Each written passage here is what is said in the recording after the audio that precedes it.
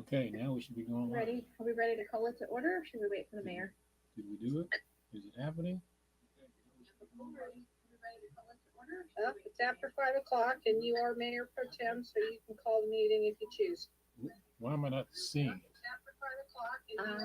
Okay. Let's go ahead and let me silence my home and we will. Oh, there's Brian. Oh boy. Okay. Forgot that we had, Hello, Brian. sorry, I forgot we had to go to open session first. I was sitting over in closed session. Oh, yes. I'd like to call this meeting to order. This meeting of February 7th, 2023. Anita, do we need to do a roll call? You do? Councilmember McCarthy? Here. Councilmember Vischer? Here. Councilmember Biala? Here. Mayor Pro Tem, Medina Dirksen? Here. And Mayor Delgado? Will probably join us later. So now that we've opened this meeting, I don't see any attendees, so I don't believe we have to go to the public. Can I get a motion that we resume to closed session?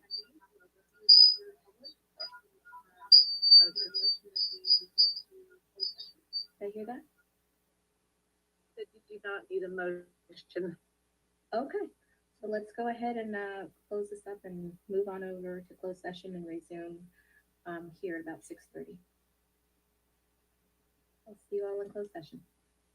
Thank you. Thank you.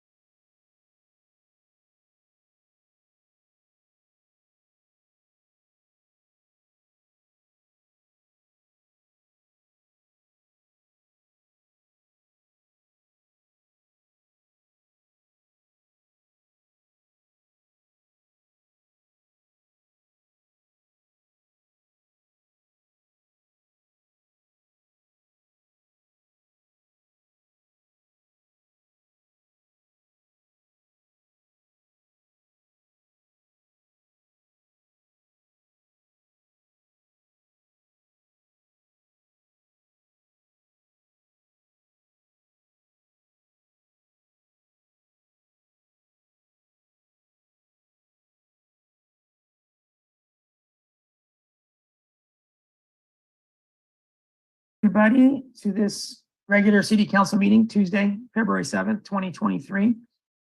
We've just come out of closed session. I don't know. Yes, we do have our city attorney. So our first step here will be to ask our city attorney to summarize our closed session. Thank you, Heidi. Thank you, Mayor. Good evening, members of council. Unfortunately, I have a professional conflict with the items that were listed for the closed session, so I would not be able to make a report out on the closed session. Yeah, how do we do that? We had the city The manager city manager could make a report out. and we had an outside consultant. Well, the city manager is not with us at the moment. So I will just say that we heard from our outside legal representation, Skip. What's Skip's last name, Heidi? Spalding. Skip Spalding, and our city manager helped in that presentation of information, and that there was no direction given by council or decisions by council or votes by council during that closed session meeting. And if the city manager wants to say more, if he joins us later tonight, because I'm unsure if he's going to, then we'll give him that opportunity before we adjourn the meeting. Okay, so do we have a volunteer to lead us first in the Pledge of Allegiance after a moment of silence?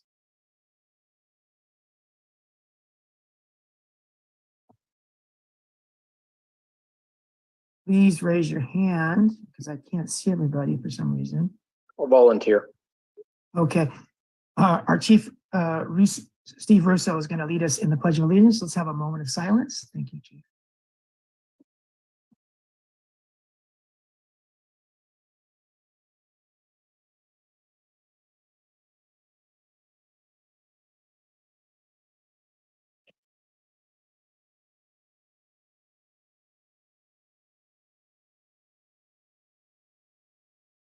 Go ahead, Chief. Thank you. I pledge allegiance to the flag of the United States of America and to the republic for which it stands, one nation, under God, indivisible, with liberty and justice for all. Okay, thanks again. Chief Welcome. Russo. All right, couple items before we get started. The first one is a bigger item, and the second one I'll be asking Councilmember Christina Medina Dirksen to weigh in on regarding the special presentation. But the first item, I'm going to need some legal help. To our attorney, Heidi Quinn, I and other council members, but I have received several requests from public members to reconsider a vote that the city council took on a first reading of a new card room ordinance. And so I would like to ask the council, well, first I'd like to ask you if any council member of the three affirmative votes, which would be me and two council members, if any of us wanted to reconsider right now, would this be the appropriate time? And what would be the process? What does that process look like? Thank you, Mayor. Unfortunately, as to this item, I also have a professional conflict. And so the city has engaged special counsel Alex Lorca to advise on this matter. So I'm going to recuse myself, and Alex Lorca is here this evening and he can provide guidance on those questions. Okay, so Heidi, you'll know when we're done with this issue so that you'll know to rejoin us, or do we need to contact you in some way? I'm just recusing myself. So with this Zoom environment, it's basically like I'm just turning off my camera, which is akin to leaving the room, not participating in the discussion, not showing my face, but I'll be right here for when the meeting resumes. All right. Thank you, council. So let's go to Alex. Welcome, Alex. Good evening. Good evening, Mayor and members of the council.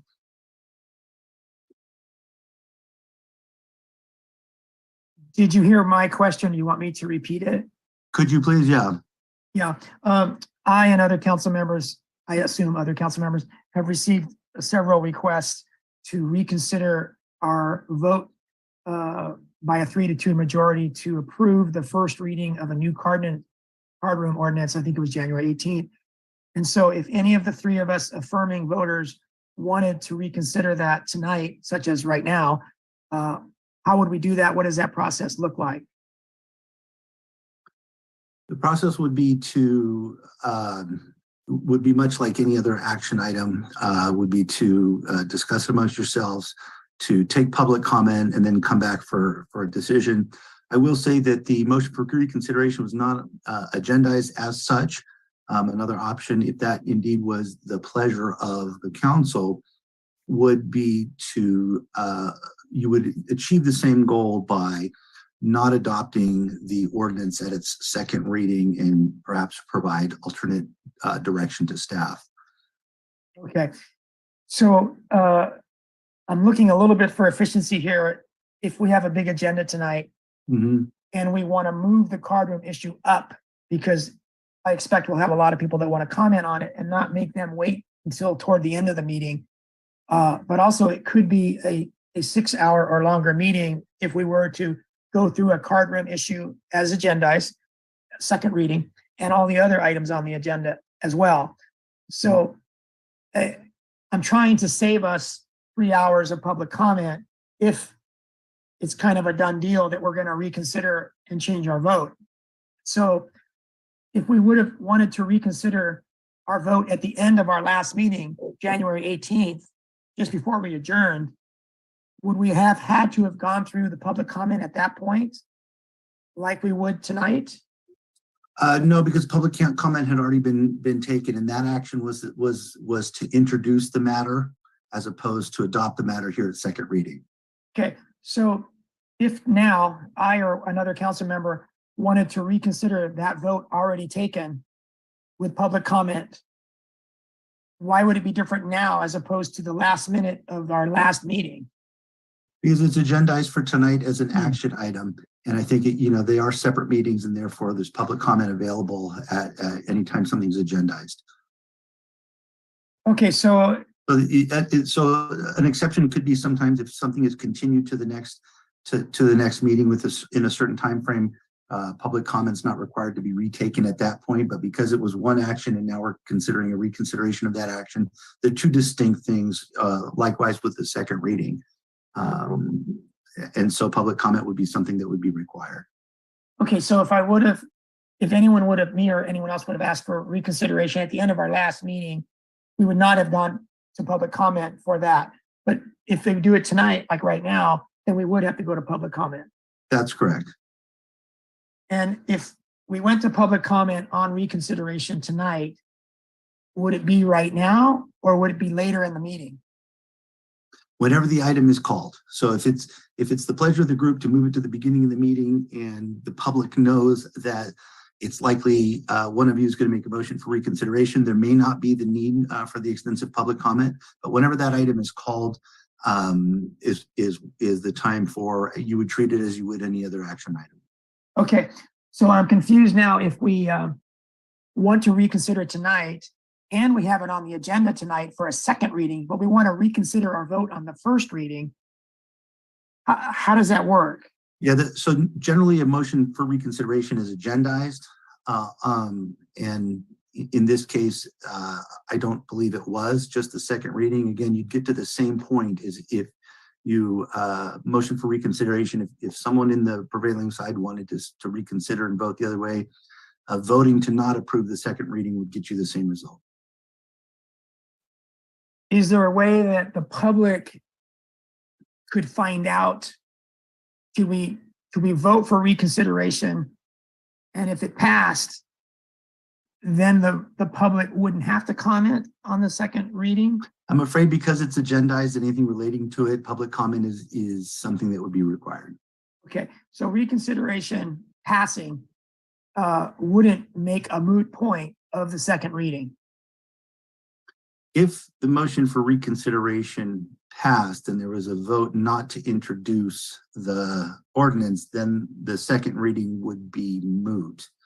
Again, there's not been a final action by the council in the sense that we haven't had the second reading, aka the adoption of as much. So again, the motion for reconsideration is maybe not necessary at this point. Rather, it's if a council member voting with the majority last time is of the mind that it should be delayed or denied at this point, they can just vote not to adopt the ordinance.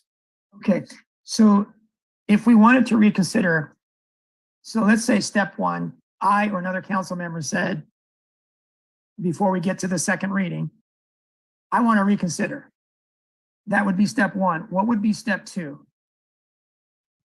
Would be discussion, public comment, and then bringing it back to council for a vote. Okay, so discussion about reconsideration, Right, public comment, and then a council vote. right.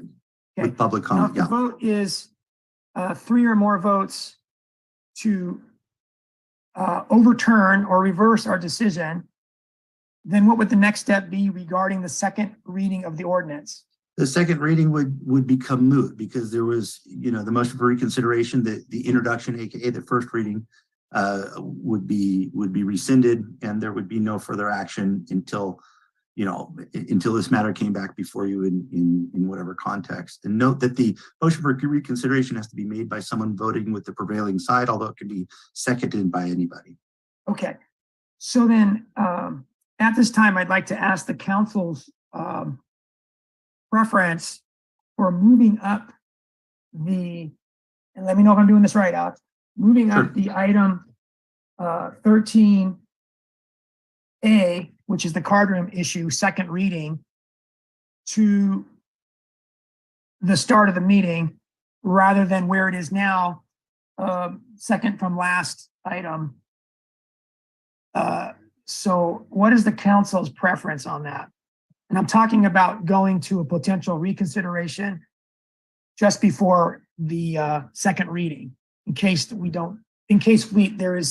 second reading is going to be muted by the reconsideration. What's the council's preference on when we get to that reconsideration and that item? So let's go. I have 3 hands up. Let's go to Council Member Vischer. Thank you, Mayor. Yes, I will be in favor of moving it up, but I know there's a risk that many members of the public are expecting it to be discussed not until a couple of hours from now, probably. So they might be disappointed if they did not get a chance to give comments, but. That's a good point. Okay, let's go to Councilmember Biala. Thank you, Mr. Mayor. So as I understand our attorney is that the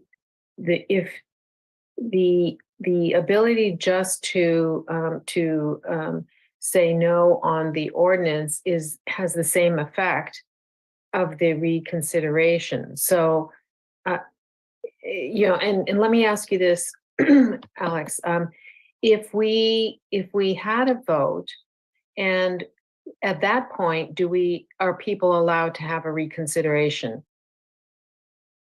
Because if the second reading, if the second reading did not pass, then the motion for reconsideration of the first reading is a moot point because the ordinance never took effect. Right, exactly. So we could do that too, because you said that the reconsideration needs to be agendized, and we don't have that here. Right. So the safer or the more perhaps the better path forward would be just to work on the basis of the second reading. Mm-hmm. And as I mentioned earlier, if the concern is that there are many participants here who, based on our first get together, were in opposition to it, you could have council discussion about that second reading, which might inform the public as to where you're headed with it, and therefore not necessitate as extensive public comment. But of course, public comment is something that is required in this situation. Okay, let's go to Councilmember McCarthy. Thank you, Mayor. 2 comments. One, in terms of moving it up, I think we really need to look at what serves the public best. And what I know doesn't serve the public best is if we start again at 10 o'clock and go to 1 in the morning again. So that's the worst case. That's what I would hope wouldn't happen. Maybe we can kind of move it up a little bit, but not necessarily the first item, so that folks that are waiting a little bit later have the opportunity. The second thing I just want to add is that and these are my words, and maybe Mr. Lorca would disagree, but I think reconsideration is usually used for items that are kind of a one and done. And in cases of ordinances, because they always come to the body twice, it would seem that it's maybe a little bit less important. But again, those are just my words. I think that as was mentioned, you could vote differently and it would have the same effect as reconsideration. And the last thing I will say is that I do think a lot has come to the surface since we last discussed that particular item. So I think there is value in hearing from the public again. Thank you. Thank you. Let's go to Mayor Pro Tem Marina Dirksen. Thank you, Mr. Mayor. I have a couple concerns. I'm in favor of moving it up, but I'm not sure at this particular time because I'm also looking at some names that are here. And if I'm not, am I mistaken, City Attorney, Acting City Attorney Lorca, if you've commented on this matter before, you cannot comment on it now? No, the comment is welcome by anybody who wants to. It's a separate and distinct action by the council, so all would be entitled to comment. So the second reading would allow anybody to comment. Yes. Correct? Yes. So this item, Oh, however you choose to proceed okay. on it, the public's entitled to comment. Okay, I'm in favor of moving it up. I agree with Councilmember McCarthy, but I wonder if there is some other things that we can do first. For example, just run through some routine matters before we settle on a time maybe to get back to this, because I do fear people will, there are more people than 26 that would probably be interested. So Okay, maybe a how compromise. about we do this? We go through the consent, we go through the public hearing, there's only one of those. And then we move up the card room issue to be the first action item. So it moves it up, it bumps it up. But we have that successor agency item too. But I would say that we do it with council concurrence after we have the one public hearing.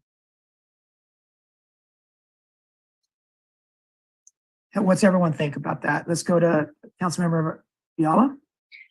Thank you, Mr. Mayor. So the one about the successor agency, it's likely, that the card room thing may go really late again. I'm hoping not till 1 a.m, but is there a time thing on that one, or can we easily truncate that if things, if things go really late? Can it be delayed, or can we do it in a very short amount of time? Okay, let's go to our assistant city manager, and then somebody in the attendees will look for someone representing the dunes. But go ahead, Matt, if you could provide input. Yeah, Mr. Mayor, the answer is yes, that is a timely item, and we do need to take action on that tonight. I think we talked about this today a little bit, and it seems like most of the items are fairly timely until we get into the action items. So the cannabis, we could bump one more meeting if we needed to, and still be in compliance with their permit allotment. It goes until March 1st at this point. Which bumping which one, Matt? The cannabis item, if you didn't get to that at the end of the night. And then we could also just provide a really quick overview if we needed to on item 13C. But the other ones that are on the agenda, aside from taking the card room out of it, were all ones that need to get kind of wrapped up tonight. Okay, and so the risk there is not changing the agenda because the cannabis comes after the card room anyway. So I'm hearing a suggestion to leave the agenda as it is because everything else is timely, including the hearing on Senate Bill 478 on the general plan. Mr. Mayor? Yes, go ahead, Juan. I have a suggestion. I think that might be a workaround, and that is if staff just pulled the second reading, or the council just pulled second reading from the agenda, and it wasn't up for discussion tonight. That is something I think that's within your discretion to do. So in other words, just not even consider it, just pull it and either direct it to come back. I mean, the process is first reading, second reading. I don't think there's anything that says it has to come back within a certain amount of time. Matter of fact, it's got to be 5 days from its introduction. But that might be a path forward if it was the pleasure of the council. And then thinking through that, staff could then bring it back at the next meeting, and that might get you a little bit more time to fill out the motion for reconsideration, or whatever it might be. I mean, I think at whatever point you consider it, there's going to be public comment, but for tonight's purposes, if there's an already packed agenda, that might be a path forward. Yeah, I think in this issue, we lose more than we gain by delaying it, but that's my sense. Let me ask other council members what your thoughts are. And let's go to Councilmember Kathy Biala. Thank you, Mr. Mayor. I'm getting a sense that we should just keep it as is, so that we don't lose the public. And then I do have, a request that if there are much the people in attendance that want to speak, that could we please brainstorm some idea where we can collate their thoughts, but not have everybody just speak to say, I oppose something. If we could somehow get a head count and then be able to have that documented in the public record. If they don't really need to say a redundant message, I would really appreciate that, because asking us to make a deliberation at 1 a.m. is really not a good idea. I think we'll all get very tired, and so could we please anticipate that as well? Yeah, so when the time comes to hear the card room issue, we have a couple of options to manage our time and still allow good public comment. So we will address that at that time, Kathy. I think that's a great idea. Okay, so we'll keep everything the way it is. And the small issue we want to bring up is that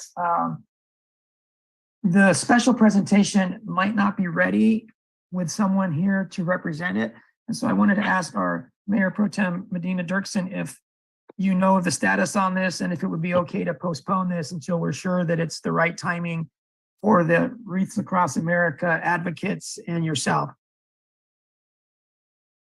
Thank you, Mr. Mayor. Yes, I think it's fine, just because the holdup is we were to hear back from the location.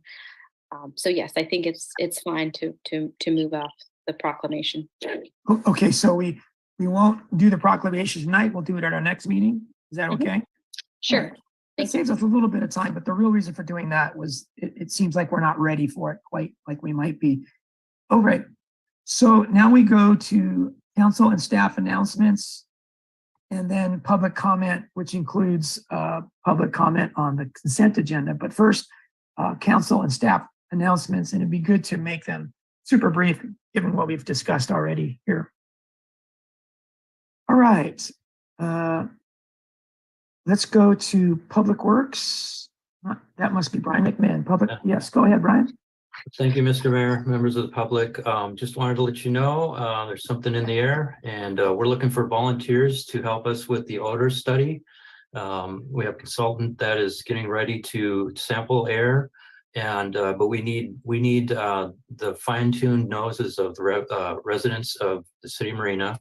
We do have some people that have been noting the smells, but what they're going to do is they'll take the samples, and they are looking for volunteers in 4-hour blocks to come in and smell samples and know what they smell. So you can participate firsthand in those studies. So if people go to the city's webpage, and let me see if I can do a share screen here.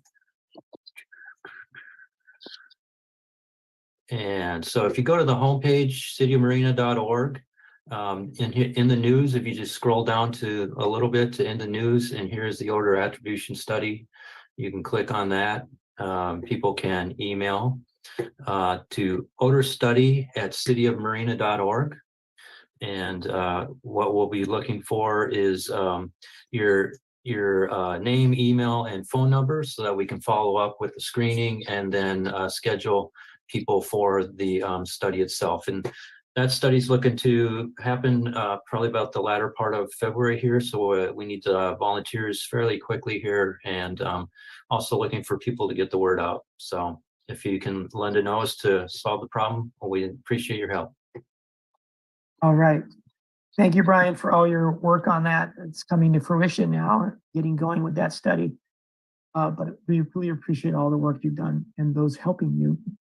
All right. We also had, let's go to Councilmember Biala. Thank you, Mr. Mayor, and I'm sorry this isn't going to be a very short one, but I will do within my time frame. But last week I attended a 4-day mayor city council training meeting in LA and had time to network with a lot of council members from all over California. And I heard a familiar point that we council members, being in constant contact with constituents in the community we live in, have a far bigger challenge than many higher level state officials.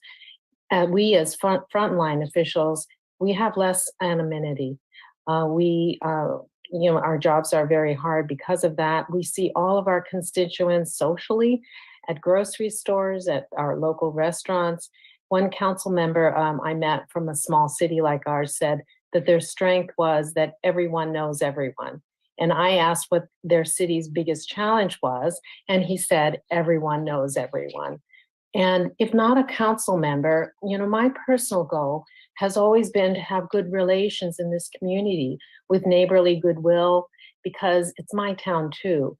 And differences are accepted and not made an issue on every when you're living in the community.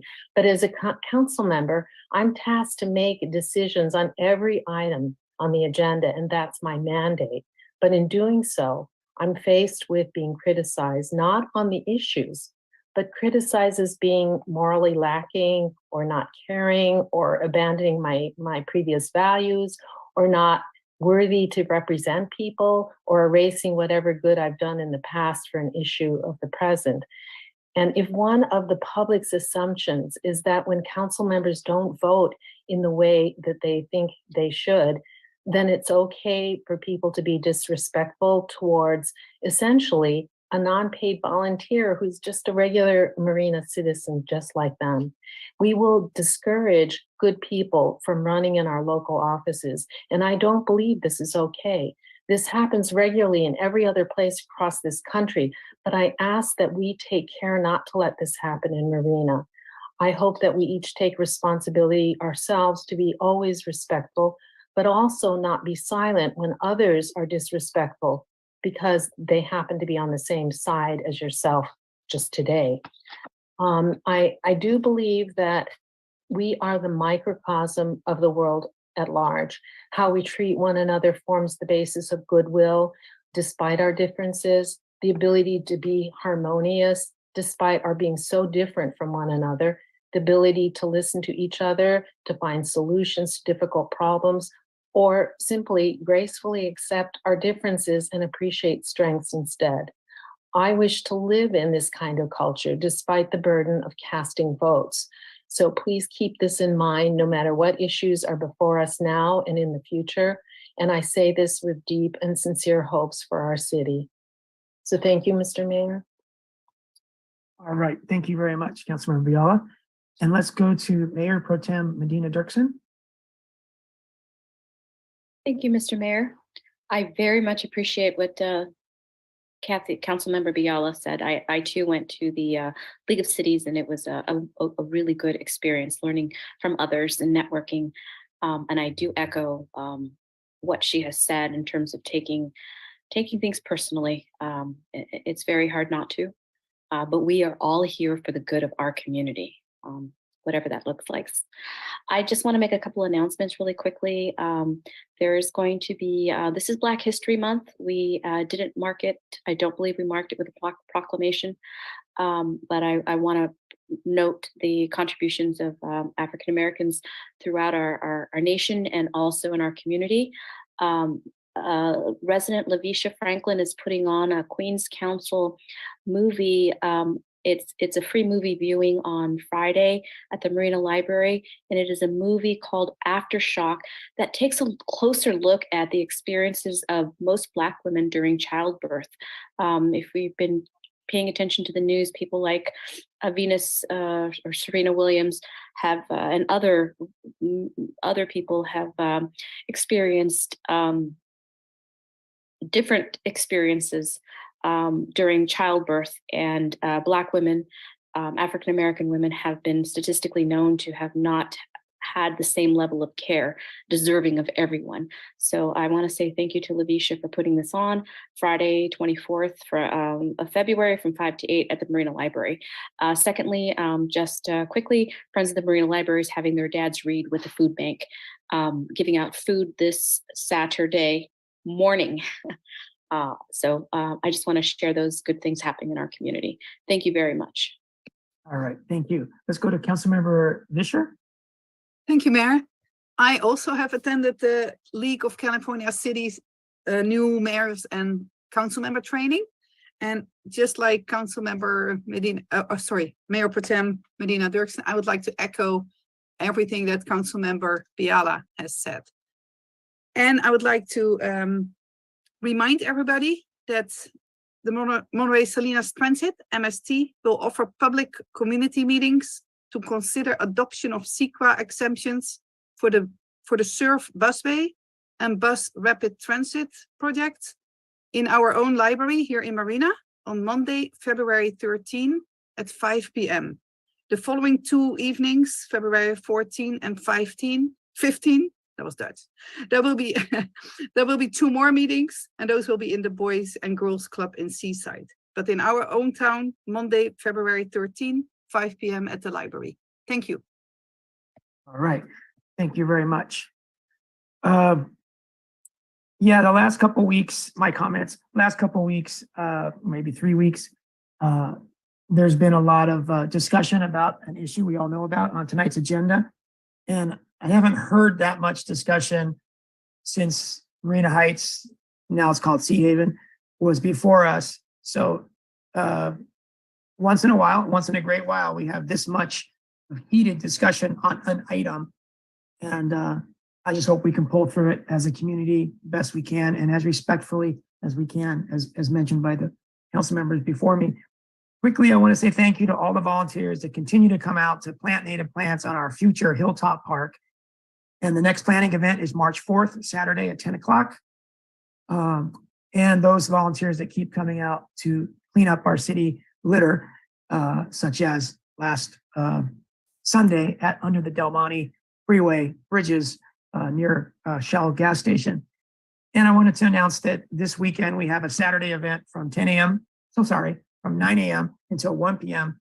outside the Marina Library for Oak Woodland Community Garden volunteers.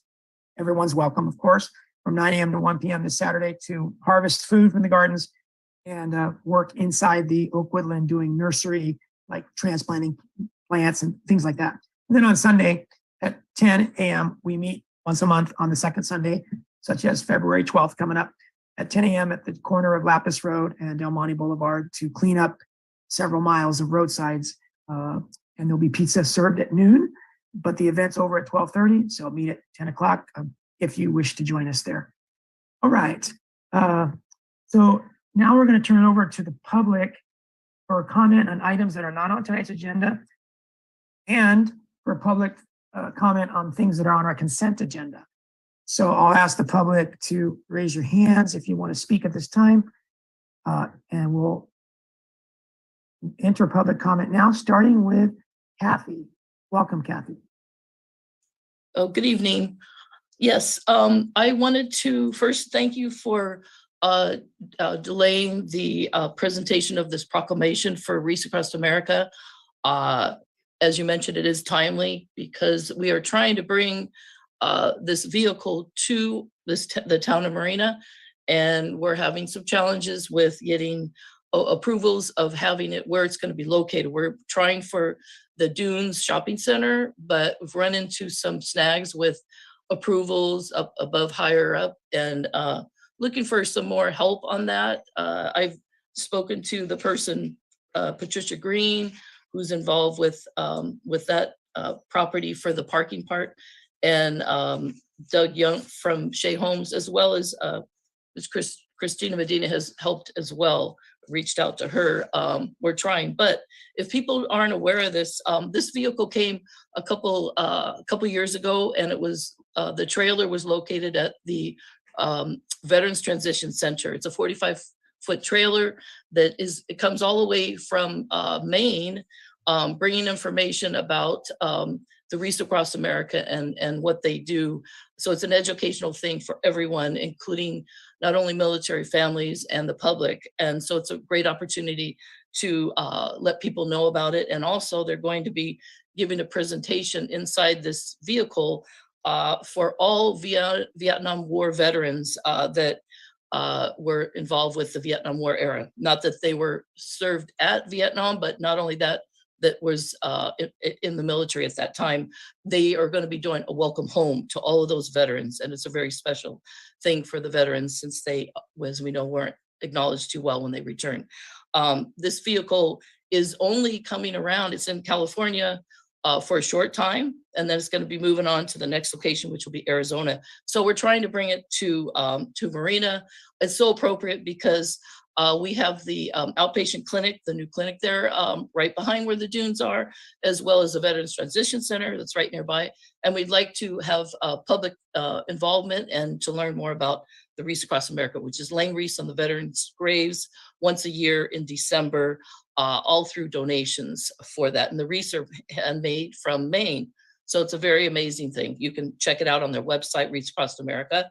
And any questions that could be directed towards me if anybody has any questions. But I do have flyers ready to go out as soon as we get the approval for that location. Then the proclamation would very much be appreciative and come in right timing too. So if it's delayed. So thank you so much.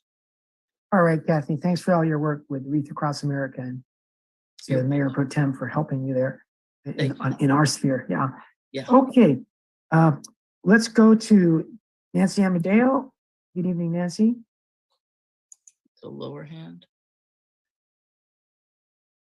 Good evening, Mr. Mayor and council members. On January 22nd of this year, we held a celebration of life for Mike Owen. And at that celebration of life, I made an announcement about the need to raise funds to complete a project started by his wife, Candy Myers Owen, that Mike had hoped to complete before he passed away. And that is the Dolphin Project. You see dolphins around town.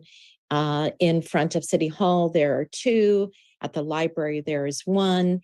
And at, oh dear, I can't remember the name of the strip mall, but there's also one there where there used to be a tree. There is now a dolphin. Well, there was one more dolphin that he wanted to get done, and that was a bronze dolphin that would go in the first roundabout at Imgen Parkway and Preston Park.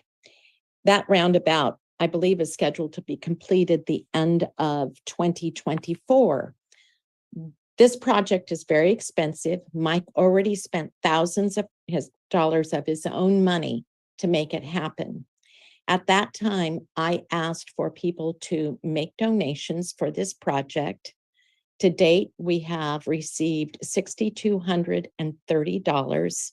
The project is about $10,000. And what I'm asking tonight is if Mike Owen, our very own tree guy, was someone that you believed in, you would have also believed in his wife if you didn't already know her. She was a champion for the arts, which is why this Dolphin Project is so important to the community. And so what I'm asking tonight, I will post on the Facebook page for Marina in Motion. We are the conduit for raising the money. If you would like to donate, all you have to do is leave a message on the Facebook page, or you can email marinainmotion@gmail.com. I will send you a form that you fill out and mail in to our post office box, which is on that form. And any donation is not too small. And we will accept all of them with grace and great thanks. And hopefully in a few months, we will be able to raise the other $3,770 so we can have a lasting memory of Mike Owen and his beautiful wife, Candy. Remember, that's marinainmotion@gmail.com. Thank you very much. Perfect, Nancy. Thank you very much, and everyone that you're working with for that project. And great job on everybody who was involved in organizing the celebration of Mike. Okay, we'll give everyone a moment or two to raise their hand if you haven't yet spoke at this time, and then we'll close public comment and move on with our agenda. Okay, not seeing anyone raise their hand, we'll close public comment and move on to our consent agenda. Does any council member have any brief question or comment or wish to pull anything for a deeper discussion? All right, Mayor Pro Tem Christina Medina Dirksen.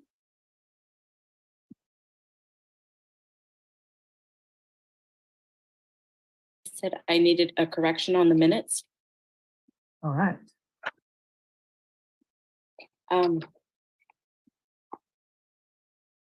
The link, the minutes on the mentioning of the hand cars. What page? Page 2. The hand car link. I think I wrote handrails.com, and I believe it's handcars.com. Double checking really quickly. Yeah, it's handcar.com instead of handrails.com. Okay, I'll make that change. Thank you very much.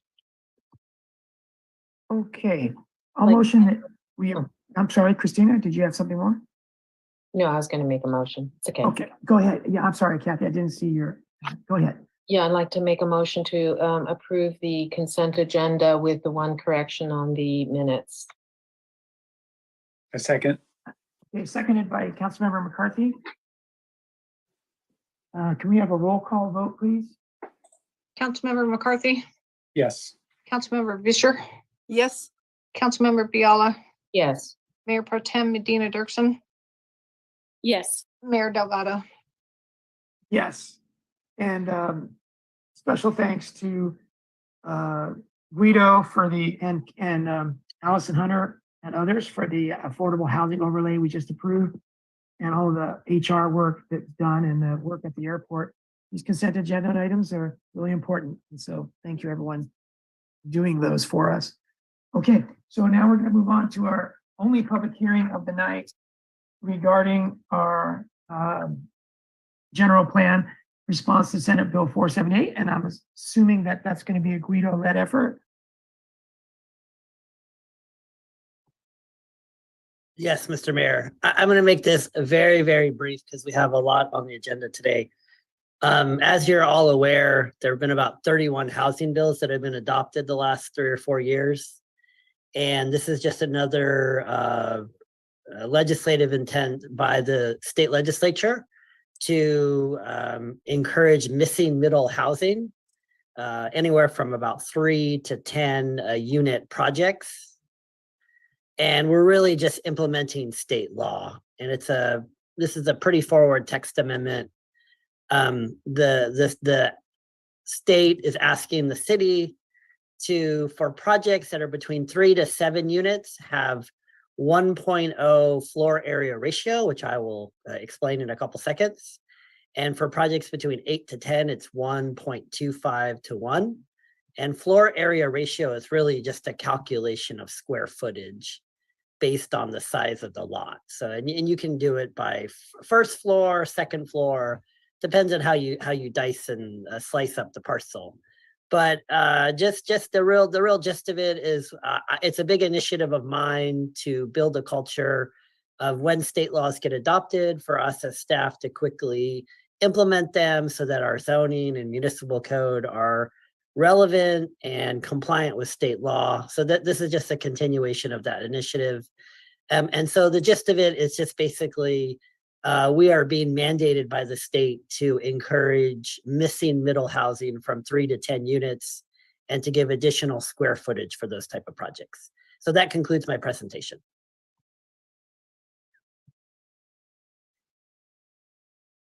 All right, thank you, Guido. Guido is our Community Development Department Director. Let's go to any council comment before we go to the public.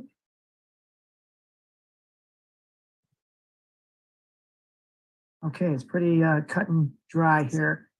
All right, so Heidi, keep me on the right track here. So at this time, we're going to go to public comment before we come back for a motion. Correct. I was just going to jump in and say it's really the presentation by staff followed by really just technical questions, but it should go immediately to public comment and then come back for further questions of council and discussion. So you're right to head out for public comment right now. We have discussion, so it's kind of thrown for a loop. All right, so let's open public comment on this matter. Should there be any, please raise your hand. We'll give everyone a couple moments here.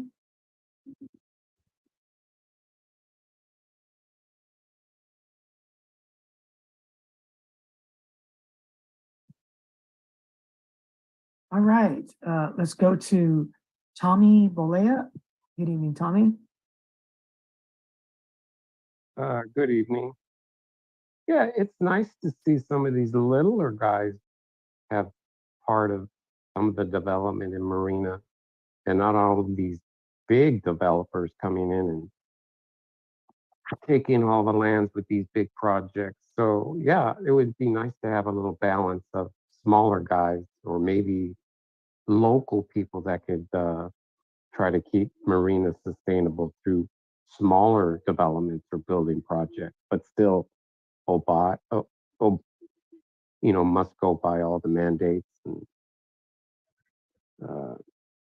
city requirements and all that, and state requirements. But it's it's nice to see a little guy instead of these big developers coming in and changing our landscape the way they want it and the way maybe the city wants it. But it would be nice to have a balance of housing.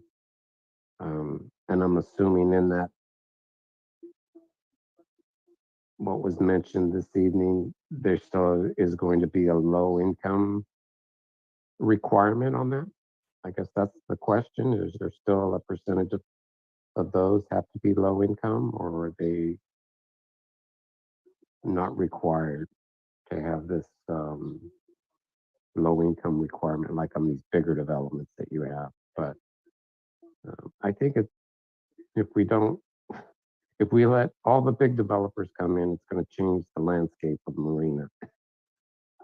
Myself, I don't see a housing shortage. I mean, housing shortage, but I don't want to get off the subject here. But anyways, yeah, I think it's a good balance. Big developers, little developers. But I know of a project that was in Marina. Matter of fact, somebody was talking on the street about a development just west of the city hall building there on Del Monte Avenue. They wanted to build apartments on top of commercial. And I guess the planning department turned it down. So I don't know why. That seemed like a medium to small project. I don't know why that was turned down. It would have been a mixed use, sort of like what you guys are doing on all your other developments. The bigger developments, the same thing, but this little landowner on Del Monte wanted to build apartments on top of those commercial space there, just west of the city hall there.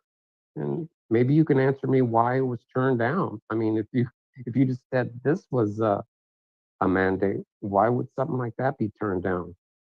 Just wondering. Thank you. Thank you very much, Tommy. Okay, we will close public comment and we'll start with Tommy's last comment. Staff, if Tommy contacts you, maybe you can give him any particulars that are okay to give him that aren't confidential regarding why a particular project west of City Hall might have been discouraged or rejected, but not for tonight's discussion on the issue before us. But that would be good. So Tommy, if you want to contact City Hall and get those answers, I'm sure staff can spend a little time with you to answer that question.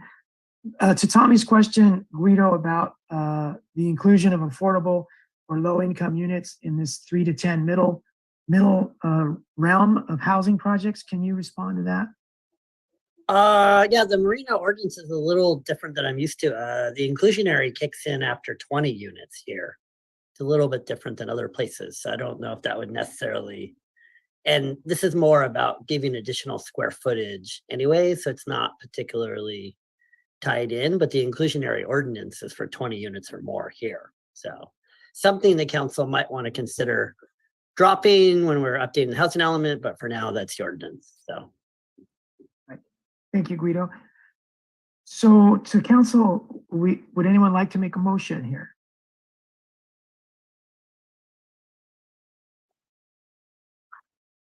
I'll motion, oh, sorry. No, go ahead. Go ahead. Let's go to Councilmember Kathy Biala. Actually, I can't find it. So go ahead, Mr. Mayor. All right, I'll just motion that we approve the amendment proposed tonight in the staff report, along with the resolution. I'll second it. Okay, seconded by Councilmember Biala. We have a roll call, but sorry. Any comments before we go to a motion? All right, I'll just say thank you to the staff. This is another item that they spend time on, and it's appreciated.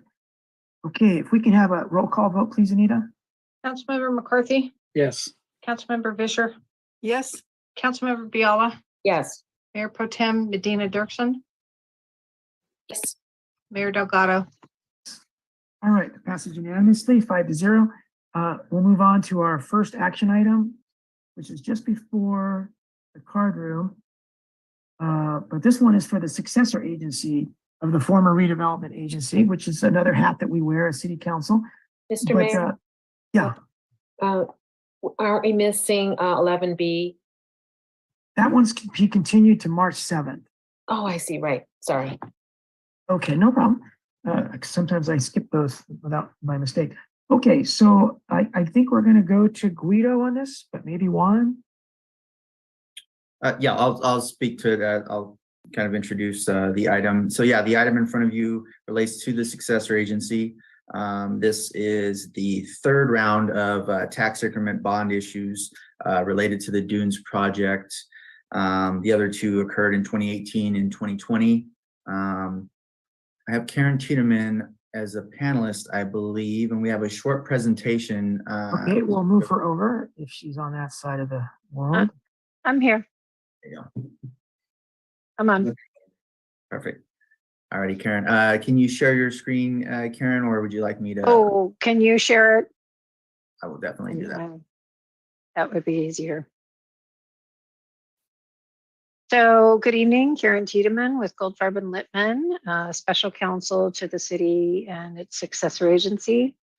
So the item before you tonight is the final approval of tax increment bonds for the Dunes development project. This item is an item you have seen before, or some of you have seen before. The new council members I don't think have. And you have taken action previously to approve this bond issuance in March of 2022. The issuance was delayed in part because of fluctuations in the market, but we are now ready to issue the bonds. So this is the final action before the bonds would be issued. So just what you have on your screen is a graphic showing the Dunes project area. The Dunes project area is a multi-use development that the city has been working with Marina community partners on since 2005.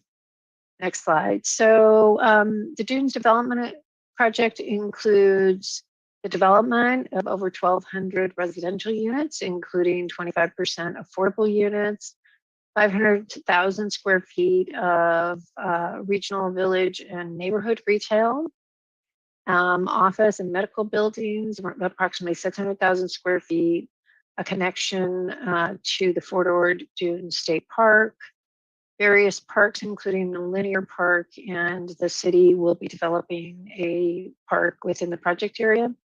and up to 500 hotel rooms in the project. Next slide. So as I said, the city's been working with the developer since 2005 on this development. Over the course of that time, there have been many twists and turns in the development, including the recession, which did delay things, but development is moving forward. To date, 390 blighted structures have been removed. The developers completed 430,000 square feet of the retail center and cinema. The VA Medical Center and the Montage Wellness Center have been completed. The Spring Hill Suites, a 106-room hotel, has been completed, and 94 other hotel rooms are under construction. 108 affordable housing units have been completed, and another 140 affordable housing units are under construction right now. And 500 market rate and workforce housing units have been completed. So the project was originally developed with the former redevelopment agency, and the redevelopment agency entered into a disposition and development agreement with Marina Community Partners in 2005. In 2006, we entered into an implementation agreement that changed some phasing.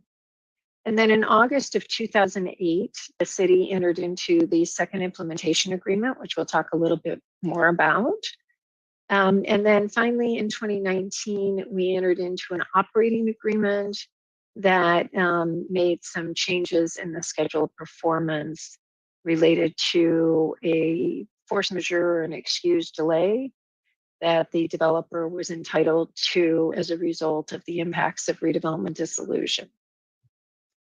Next slide. So the second implementation agreement was entered into in August 2008. That date is important because if you'll note, that was when the Great Recession was just sort of hitting its stride.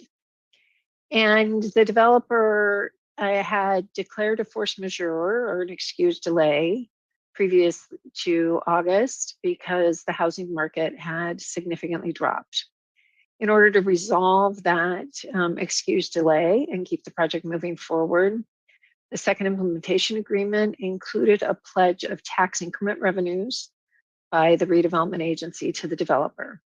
So, and the tax increment revenues when we had redevelopment are that portion of property tax, the increase in property tax that results from development of the project. So under the terms of the second implementation agreement, the redevelopment agency pledged 100% of the non-housing tax increment. So the non-housing tax increment is all of the tax increment other than 20% of the tax increment that was required to be put in a low moderate income housing fund, and pass-throughs to taxing entities, which are quite significant in this project area due to special legislation related to Fort Ord, and 10% of the remaining amount, which is retained by the successor agency for administrative costs. So those funds were pledged to pay for infrastructure costs for the project through 2037. Then the former redevelopment agency also pledged what was then the Low and Moderate Income Housing Fund tax increment, but not just from the Dunes project, but also from what was then Marine Heights, but is now the Sea Haven project, to pay for affordable housing costs. And that pledge continues through 2027. And as part of the second implementation agreement, the redevelopment agency entered into a tax increment financing plan and agreement and gave the developer promissory notes evidencing the pledge. Next slide. So when the redevelopment agency was dissolved, there was a process by which all of the obligations of the redevelopment agency had to be recognized by the Department of Finance. The Department of Finance did recognize the pledge of tax increment provided in the second implementation agreement as an enforceable obligation, meaning that the successor agency can continue to collect tax increment to pay that pledge. Next slide. So as part of that pledge, the tax increment financing plan provides that the developer may request the redevelopment agency at the time it was made, and now the successor agency, to issue bonds that are secured solely by the tax increment that was pledged towards them. So the available non-housing tax increment and the available low and moderate income housing fund tax increment. The successor agency is required to act reasonably and in good faith to issue the bonds. Under the terms of the agreement, the term of the bonds can't be less than 20 years. And then the bonds have to have a debt service coverage ratio of no less than 115% and no more than 125%, meaning that the tax increment revenues have to be at least 115% of the debt service that's owed. Next slide. So the redevelopment dissolution process does allow for the issuance of these types of bonds if there is an enforceable obligation that requires the pledge of property tax increment and the obligation to issue bonds. So the tax increment financing plan very clearly meets this requirement. So the dissolution process, in order to obtain all the approvals, requires that the successor agency, which the Marina City Council acts as the governing board of the successor agency, approve the bond issuance. We then also have to seek approval from what is now the Consolidated Oversight Board of the County of Monterey. And then that oversight board action has to be approved by the California Department of Finance. The successor agency has issued bonds twice previously in accordance with these requirements. In 2018, the successor agency issued bonds for a total amount of $13,490,000. Those bond proceeds, after paying the costs of issuance and reserve funds, were distributed to the developer to pay for eligible costs. Then once again in 2020, the successor agency issued bonds for a total of $9,740,000, and those bond proceeds were also distributed to the developer. In 2022, the successor agency authorized issuance of the bonds in March of 2022. That authorization requested an issuance of $17 million, a maximum, and that the funds would be used to reimburse the developer for infrastructure and affordable housing costs. The developer has submitted invoices evidencing these costs, and we have approved those invoices. So there are eligible costs. So once again, the city approved this issuance originally on March 1st, 2022. The Consolidated Oversight Board of Monterey County approved the issuance on March 23rd, 2022. And then the Department of Finance approved the issuance on May 6th, 2022. So the action you were taking tonight, as I said, is the final step in the issuance of the bonds. This is approving the preliminary official statement and the sale of two series of bonds. One series is secured by the pledge of non-housing tax increment, and the other series is secured by the pledge of the housing tax increment. The preliminary official statements and the bond purchase documents were attached to your packet. I know they're very lengthy. We have reviewed them and verified the information in them. The preliminary official statement will be essentially the sales document when the bonds are put on the market. So assuming that the successor agency approves this action tonight, we plan to market the bonds hopefully by the end of this week and close in the next couple of weeks. So that concludes the presentation, and I'm available to answer any questions. All right, thank you, Karen. A very complicated and long-standing issue. Any comments, questions by council? Briefly clarifying questions, I should say, before we go to the public.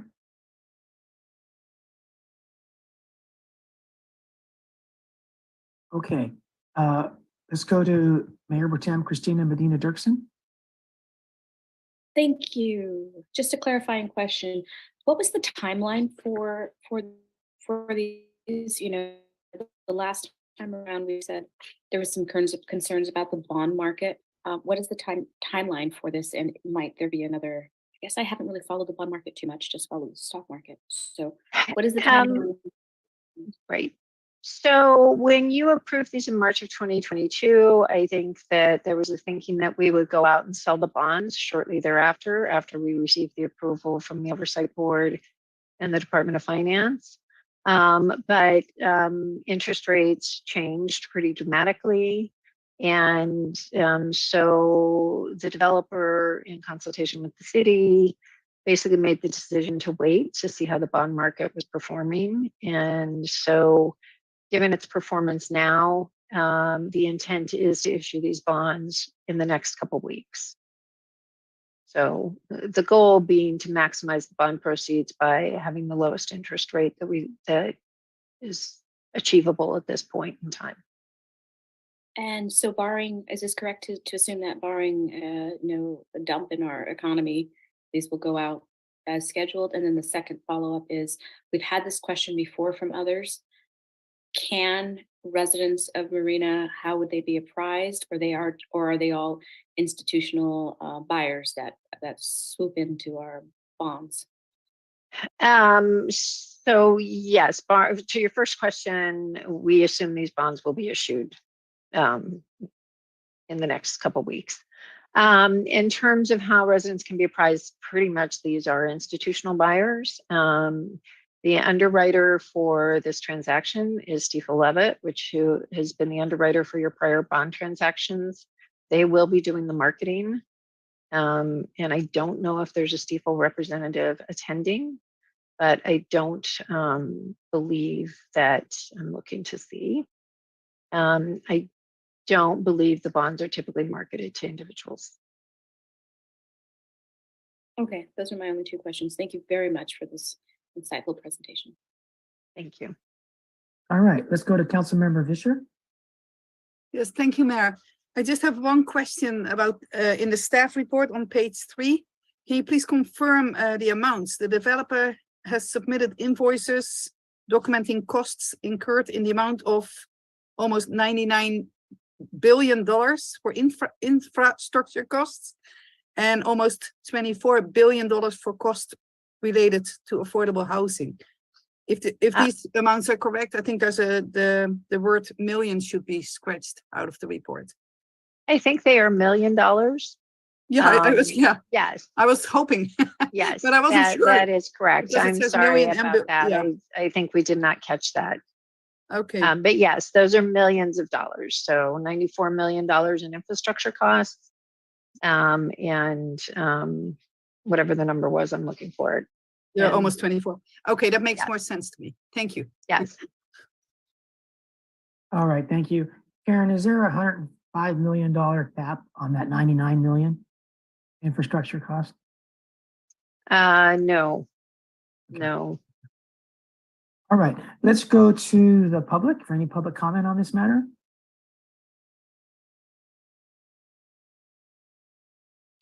Give everyone a moment.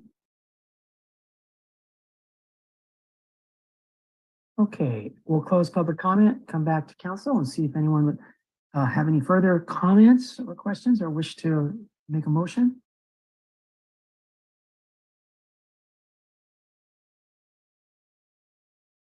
Let's go to Councilmember McCarthy. Thank you, Mr. Mayor. I just want to make a brief comment. You know, I take great pride in trying to understand the issues inside and out. And on this, there's, 300, 400 some odd pages of reading material in just a couple of days, and it's tough. And so I also think it's important to point out when you maybe don't know what you don't know. And, I just want to say that I'm relying heavily on staff to guide us in the right direction. I've tried to educate myself the best I can, and I will continue to do so, but this is hard stuff to understand. And so I just kind of wanted to make that comment before we go for a vote. All right, thank you. Let's go to Councilmember Kathy Biala. Thank you, Mr. Mayor. And exactly, Councilmember McCarthy, my very thoughts on this. And I was quite overwhelmed when I usually diligently read the staff packet. And so I consulted with our city manager because if I'm to vote, the assumption is that I know what I'm voting for. And I feel badly about that. So all I could discuss with our city manager is tell me that the kinds of assurances that I would need as a layperson. There's no way that we have that kind of financial backing or expertise to even understand half of what Karen Tiedemann just went through. And he went through all the names of the consultants and their background and their reputation and the checks and balances. And that is about all I can possibly manage on there. So, in terms of my voting, I'm voting for what I know to be the staff and certainly our Juan Lopez and all of the people financially that are involved with our city. And that is the extent to which I can vote. And so I'm voting on essentially a vote of confidence in the layers of experts to understand and to manage our financials at this point. So thank you, Mr. Mayor. Right. Can I make one comment? Because I do understand this is complicated. And one thing I should have said, there are no city general funds pledged to these bonds. And the city's general fund is never at risk for these bonds. The only funds that are pledged to these bonds are funds that formerly were tax increment. And so, this does not put the city at risk in any way. This is a successor agency transaction. The city is not backing it, and your general funds are not backing these bonds. Thank you for that. Okay, let's go to Mayor Pro Tem Medina Dirksen.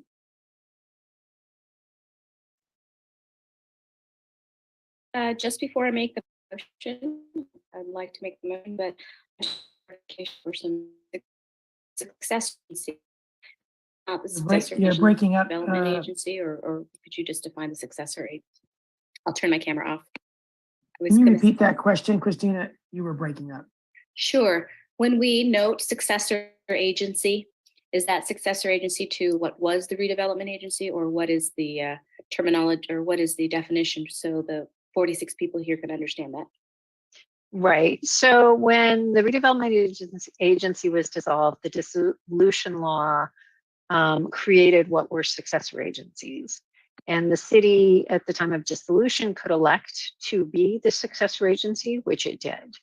The successor agency is a wholly separate entity from the city in its own right. So it is not the city, but it has very limited powers and functions, essentially to manage the dissolution of the redevelopment agency and those limited powers that were granted by the state to successor agencies.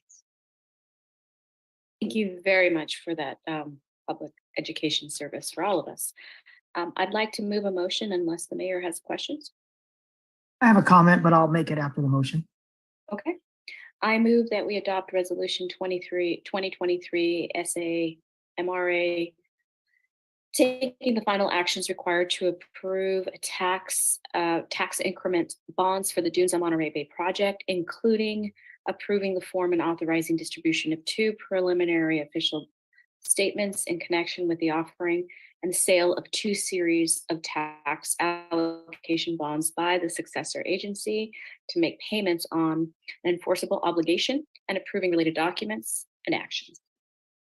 I will second. All right. Final comments before I vote. I just want to mention that I serve as vice chair on the oversight board, the overall oversight board that was referenced in Karen's presentation. And that's a go-between body between us, the city, and the Department of Finance. So what we approve for our own city in these matters goes to the oversight board. And then if they approve what we pass to them, then it goes to Department of Finance. Sometimes the Department of Finance rejects or denies what they get, and it has to go through the process again. In Sand City's case, Sand City is suing the Department of Finance because Department of Finance repeatedly denied some requests for Sand City to be reimbursed the way Sand City thought that their successor agency deserved to be reimbursed. The main point I want to make is that King City, Monterey, Soledad, Greenfield, they all have successor agencies that are going through this process up to the Department of Finance, hoping to get approvals for their basically reimbursements. But the oversight board itself, made up of several members, they are very bamboozled by all of this. And like us, they too rely on that body's financial consultants and experts, because it is too much for us as a city council body, or for that oversight board, which is the next step before the state, to really comprehend all that's going on. But it's really important that we do some homework and as Councilmember Biala discussed with the city manager, to learn what she could before she came to a vote tonight. But it's pretty dense content. Okay, who seconded the motion? Elizabeth Fisher. Okay, so let's go to a vote now. Councilmember McCarthy, Yes.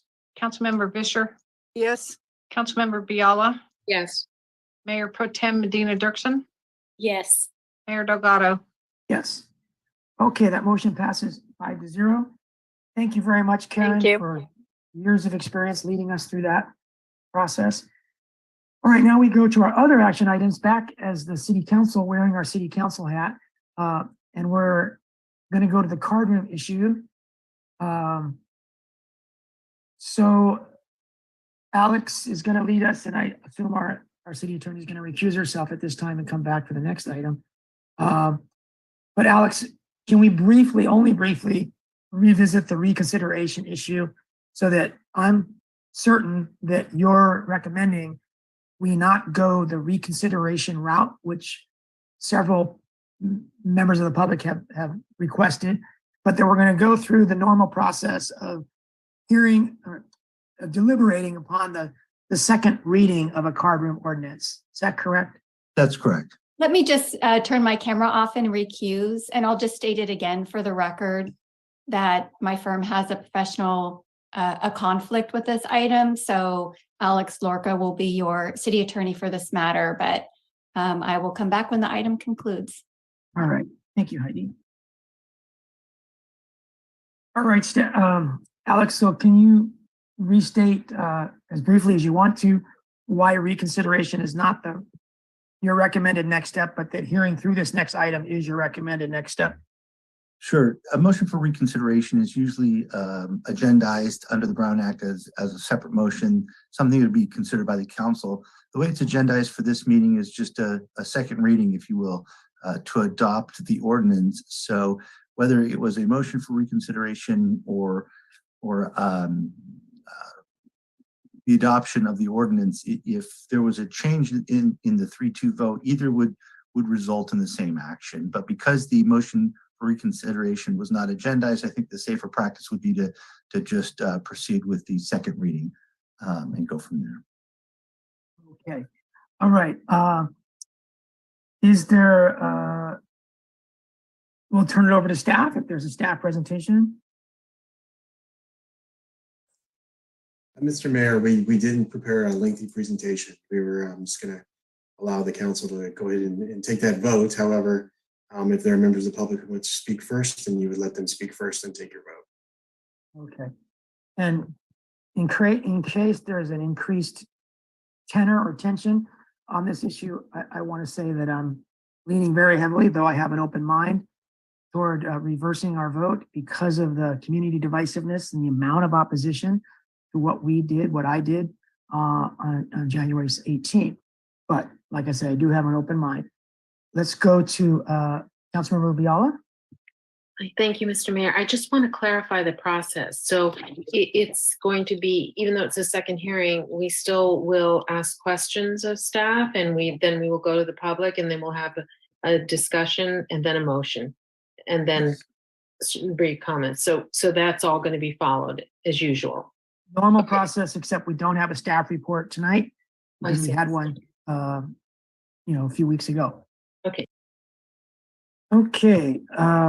So we'll go to public comment. And before we do that, I want to note our time. We have some other important issues tonight, but we're still fairly early. So I see 29 people in attendance. How about we limit it to 2 minutes? Does council object? If not, if so, we can, yeah, let's talk to council. You want to stay with 3 minutes or go to 2 minutes? Let's see what the council members want to do. Mr. Mayor? Yeah. We didn't have questions yet, and we're going to public comment. Oh, yeah, I didn't know people had questions. So let's first go to clarifying questions of the staff report, which we didn't hear tonight, but there could be residual questions from the staff report that's before us, which is identical to the last time we met. But go ahead. We'll start with Mayor Pro Tem Christina Medina Dirksen for clarifying questions.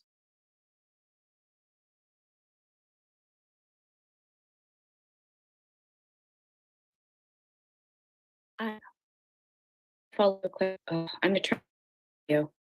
Sorry, I'm turning off my video. I'm a little unstable. I hope this goes to clarifying question, acting city attorney Lorca. A question on our last procedure. That be realm of discussion right now, or is this just back to the ordinance itself? I'm sorry if that was directed to me, it cut in and out. My question, can you hear me now? Thumbs up? Better, yes. Okay, sorry. My question for you is, I had a question about last meeting's procedure. Is that outside the realms of this ordinance clarifying question? Because I mean, I could wait.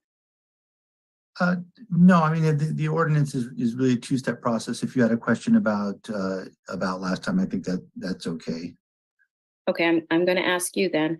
Did we err by not narrowly tailoring the conversation to the ordinance itself in the last meeting?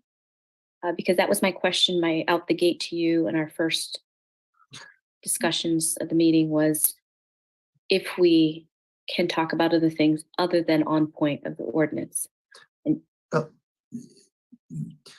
Brown Act requires that the agenda give notices to what's going to be discussed. There's definitely gray areas between, as things get sort of too far away. So sometimes it's a judgment call, but certainly as long as it relates to card rooms in the city, because the ordinance was brought, I think those were fair game. so then the question to you is, do you believe that we procedurally went a little too far last time? In what regard? Having applicant on and having some cameras on of the applicants and discussing the applicant when it was narrowly tailored to the ordinance itself. Because the applicant was the one to request the change at the city, as I understand it, I don't think that was inappropriate. I guess that's a clarifying question. Was it the applicant who did ask? Staff would have to answer that for you. I don't know. That's correct. That's correct. This was the zoning text. The municipal code amendment was a request of the applicant. Staff did not initiate that request. Okay. I will not comment on it, but I just wanted to ensure that we were staying on point. I may have other comments on that later. Thank you. Yeah, the background section of tonight's staff report mentions the history, the chronology, how we got here, and it starts with the applicant coming to the city, and then everything else subsequent to that. So good job on staff for documenting the process to get us to where we are. All right, so let's go to Councilmember McCarthy. Thank you, Mr. Mayor. Just to piggyback off of Mayor Pro Tem's question, if there's and this question is for staff, if there's a petitioner for a code change, the staff doesn't have to bring that before the council. I mean, there would be some idea that council would want to hear that, right? I mean, if maybe I mean, if somebody files for a text amendment and they meet the submittal requirements, and if as long as it's deemed complete by the Permit Streamlining Act, then we would process it. So I guess what I'm getting at is two things. One, I mean, and staff was right. There seemed to be a consensus that council at the time certainly wanted to hear this. And so I'm not trying to say that it shouldn't have come before us, but I could see a situation where the city gets bogged up with code petition requests, right? And then if everyone has to come before the council, I don't think that's the way it works, but maybe I'm wrong. I guess that's what I'm asking. Yeah, I mean, we do a handful a year. I've never seen it where they get bogged down. Once again, if somebody files for a text amendment, if they meet the completeness requirements, we do process it, and then we make a recommendation of, a favorable recommendation or not. But if Cal-Am wanted to make a text amendment to change our code to allow a desal plant, we probably wouldn't even bring that before the council, right? I mean, it's the staff level would say, we know there's no support for that. It's not coming before the council. Well, no, I mean, so actually we probably, you're kind of bringing up a red herring. I would say if an applicant files an application, as long as it's deemed complete under the Permit Streamlining Act, it's not my role as a staff member to preempt what the council may or may not do. That would not be an appropriate role of staff. Our role is to bring it forward, give you objective facts from a staff perspective. And if it's a completely ludicrous idea, then obviously the policy, outcome will be its outcome. But it's not the role of staff to be the gatekeeper. Now, obviously, Alex can probably give you some, if it's obscenity, if it's inappropriate, verbiage. Obviously, I'm sure but obviously I'd have to defer to the attorney on that. But barring that, which I haven't seen in my 19 years of planning, yeah, we process text amendments. Okay, thank you. What I was really trying to accomplish is to get the public to understand kind of how our government works, and how if somebody wants to make a text amendment, no matter how crazy it might sound to them, what the process looks like. And to answer your point, council member, I've personally processed probably 60 or so, and there have been 9 or 10 that I've personally written staff reports for other cities where we've flat out told the policymakers, this is a bad idea. These are the policy implications if you do this. We as staff do not recommend this, but the applicant paid the fee, submitted the application, so we're bringing, right? But that is the role of staff, is to give you that objective facts. So okay, thank you. Second question is, I talked to a council person in Sand City today, and they indicated that there was a proposal to put card rooms in Sand City. Are you aware of that proposal by chance? I am not. I am solely focused on the council member here and your guys' needs and the general plan and a whole bunch of other stuff. So, and 2 kids, I'm super busy. So unfortunately, I'm not up on Sand City stuff. So. Okay. Those are my only questions for now. Thank you so much. Let's go to Councilmember Kathy Biala. Thank you, Mr. Mayor. So I'm going to be asking a series of questions. If I don't get through in my allotted time, then I'll come back on the next round robin. But these are questions that may have come up in the first reading, but have been vocalized since that time by the public. So I need to get clarification so that all the public can hear these. So my first question is whether the action proposed to be taken today, does it relate specifically to the Park West card room, or the location of a card room behind the plumbing business on Del Monte Boulevard?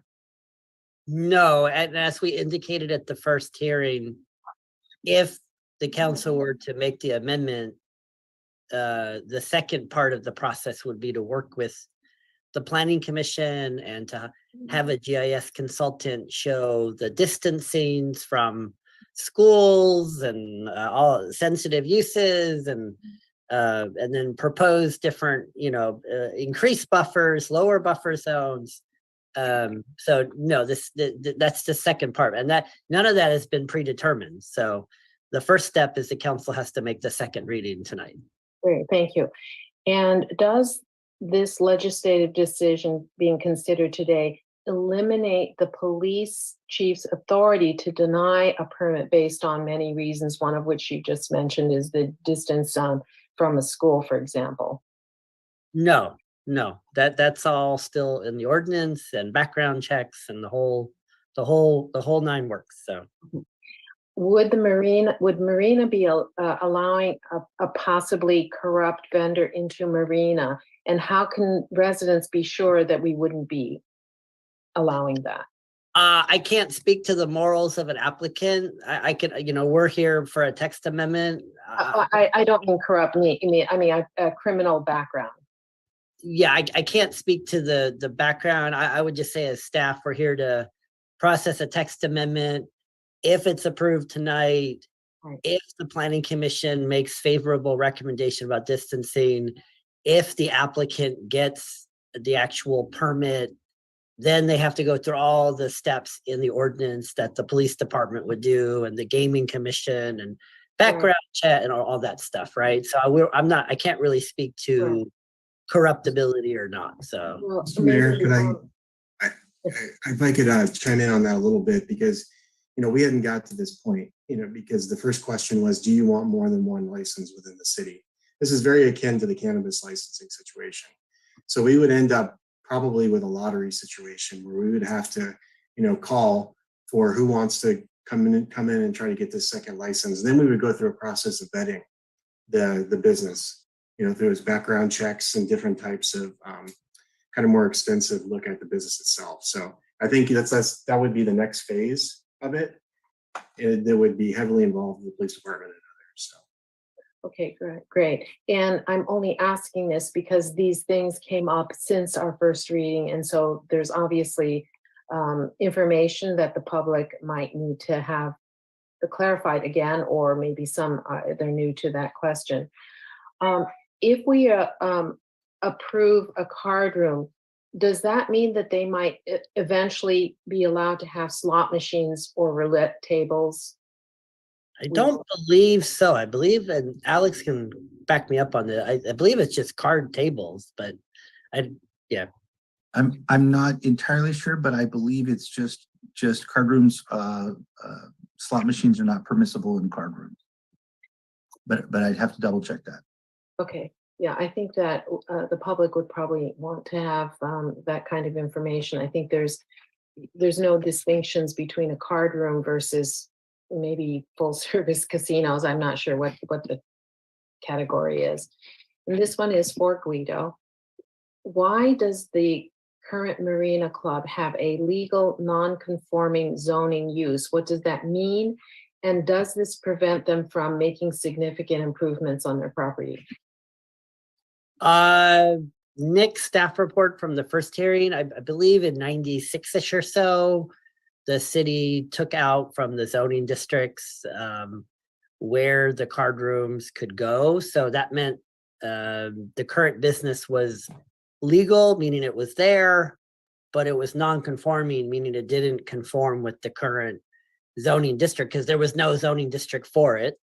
And then the second part of your question is, so that for the current business, the non-conforming ordinance, and there's some case law that I'm sure Alex can cite.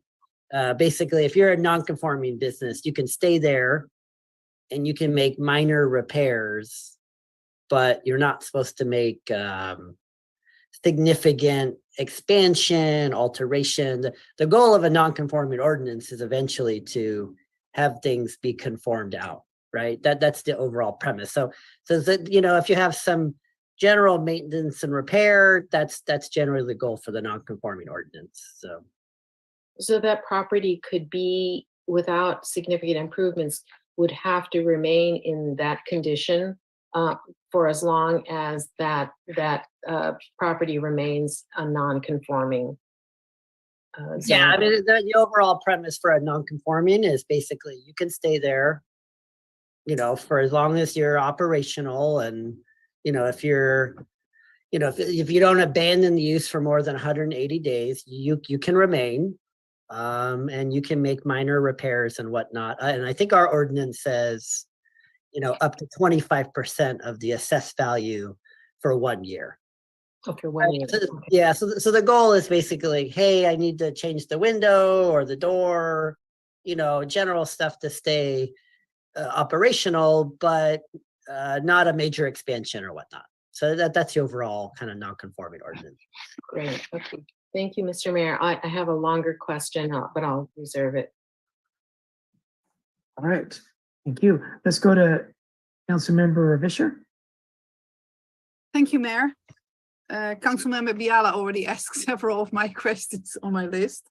But yeah, could staff please explain that tonight's vote is only the first step of a 3-step process, and that we will only vote about whether to amend 3 sections of chapter 5.32 of the municipal code, and that the other 10 sections will not be changed. So can staff please describe the 3 steps before it might, which need to be taken before maybe a second cartoon will come to Marina? I think I got the gist of, you froze up on my screen, so. Sorry. Yeah, so yeah, this is a multi-step process. The first step is, does the council want to do the second reading of the amendments? If the answer is yes, then they take effect within 30 days. The answer is no, then the amendments die. If yes, then we go to the Planning Commission to talk about potential where it would go in the city. And then only if the Planning Commission comes back with potential locations, then it would go to the 3rd step, where staff will vet any applicants. Right, and that's what the assistant city manager was alluding to, of background checks and all that other good stuff. Thank you. And it seems that if we wish for the current club, the Marina Club, to get a chance to make extensive improvements to their building, or to be allowed to move to a different part of town, we should vote yes to the proposed amendments. If the municipal code does not get amended, the Marina Club will continue to be a legal non-conforming use and will not be allowed to spend, more than 25% of the assessed value in improvements to the structure per year. I just learned that it is per year. That was one of my other questions. Is that correct? So you're asking, if you do what you're doing today, how does that affect the current business? Yes, but the focus is potentially on the second permit. It's not necessary. I mean, yeah, it does affect the first business, but. So my final question for now is, if the zoning would be amended and potential locations for card rooms have been identified, could the Marina Club, the current club, submit a request to relocate their business to a different part of town where they might be able to build a new card room with sufficient parking? Sure. I mean, if the council and commission chooses to put it in, various locations, and based on the kind of GIS analysis, then that is a possibility. But obviously, there are several steps that have to happen before we get there, right? So yes, but if we would come to that final step, then the current club could be one of the applicants to request. I think it says, take a step back on this one. I don't think staff has analyzed this, so it's quite possible that we don't really know whether the code would have to be amended in order to transfer a permit to a physical location without doing that work, unless you guys can answer that on the spot. And the second part of that is you need zoning. So that's really the second part of this whole process, is establishing a zone. So right. Yeah, but what we know today. Yeah, but I mean, once you that, so the current one's in the C1 zone, right? So what she's asking is, if several steps down the road, if we were to stay in the C1, is there another C1 zone property it could go? Yeah, those are a lot of hypotheticals that I believe the assistant city manager is trying to get us not to go down, because that we're, as staff, that would be presumptuous of us, and we don't know where the council's gonna go on this, right? So. But I think it's a legitimate, whatever, question, because whatever we decide will affect the current card room. So I would like to know that will they have the same rights as any other applicants, if it gets to that final step. So they will be just like any other applicant then. I think, Guido, like where you're getting ahead is, it's not allowed in any zone today. So you couldn't move it to another C1 zone, correct? That's why we need to look at that closer. Right, exactly. Okay, thank you for now. Thank you. All right, thank you. Let's go to Councilmember McCarthy. Thank you, Mayor. A couple questions for staff and then for Mr. Lorca. Because I think this non-conforming isn't understood well. Is it not true that under our downtown plan, there will be a lot of non-conforming uses? McDonald's, Taco Bell, Jack in the Box, storage units, certain residentials will all be non-conforming. I mean, non-conforming is pretty common in the city, right? The card rooms aren't isolated. Well, without mixing two different policy issues, we're here to talk about the card room. The downtown, I'm working really hard to bring to you guys, hopefully get it done soon. It really depends on the policy language in the downtown plan about how we deal with current businesses. So I don't know if we want to conflate the two, because there are a lot of businesses in downtown. We don't want to make people feel that we're going to zone them out. So it really depends on the final policy language in the downtown. So I would not want to conflate the two right now. So. Okay. Under non-conforming uses, we talk about significant improvements, and I think we need to get a little more detail, because I can tell this is going to be kind of drawing the decision of some council members. So under non-conforming, you can paint with the original color, you can add, refresh your signage, you can, in the interior, all of these things you can do, correct? Yeah, and I can pull up the exact section if you're wanting to. Yeah. Let me pull up the section for you. Ordinary maintenance and repair may be done to a non-conforming building, provided no structural alterations are made, and provided that such work does not exceed 25% of the assessed value in any 1 year period. So that's what the ordinance says. Thank you.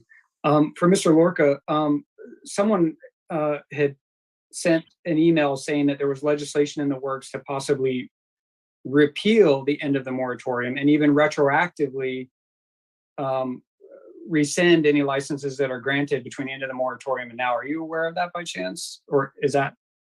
I'm not aware of that. However, that doesn't mean that's not the case. I just personally have not come across that. Okay, thank you. Second question. To Brian and everyone else, Councilmember McCarthy, clarifying questions. I'm still confused about the concept, but they relate to the staff report. But there's lots of other questions you can ask that aren't clarifying questions later. So Alex, do you want to give us a refresher of what's a clarifying question and what's not? Clarifying question would just be sort of understanding from staff the facts of what's before you and maybe how the law applies to it, sort of questions, and then usually it's public comment, and then coming back it's a little bit more discussion focused. Okay, so with that in mind, please continue, and thank you for your patience, Councilmember. Thank you, Mr. Mayor. And I'm trying to get through these questions either on the front end or the back end. Feel free to jump in if you think they're not related to the staff report, but I do think these next two are, and that is the state has issued 2 licenses. It was discussed in the staff report. If code changes are adopted and multiple prospective card room businesses apply for additional state licenses, would the state not look at our municipal code and say, City of Marina, you already have 2. We're not going to grant another one to an applicant into the City of Marina because your ordinance says you can only have 2. Through the mayor, Councilmember McCarthy, I think if that was the case, then yes, because the state needs, the city can only do during this process, the proposed ordinance was sent to the state, who looked at our ordinance and opined as to whether or not, there was an expansion of gaming. If our ordinance said 2 and only 2, the state would probably look at that and come back and say, wait a minute, there's only 2 card rooms permitted, and here you are applying for a 3rd. So, okay. So I think the state would have eyes on what we were doing here locally. Okay. I'll reserve comments to that later. Last question is, at the first reading, it was mentioned, or in the staff report, that zoning will come later. If the planning commission, if this was approved and the planning commission zoned it so that effectively no card room could be sited in Marina, do you think that would increase the risk of litigation in the city of Marina? I think that the no zoning is already what you have. It's existing. So it would just be sort of a continuation of existing law. Okay. Thank you, Mr. Lorca. That's all my questions. Thank you, Mr. Mayor. Okay, thank you. Let's go. Well, I have one question here. If the current ordinance, I'm so sorry. Yeah, I guess if the non-conforming use of the current card room allows up to 25% per year, does that mean that there are certain repairs that the owner could make? Let's say his property was worth $500,000, just theoretically, and 25% of $500,000 is $125,000. So theoretically, the owner could make acceptable repairs up to $125,000 per year if his property stayed at the value of $500K.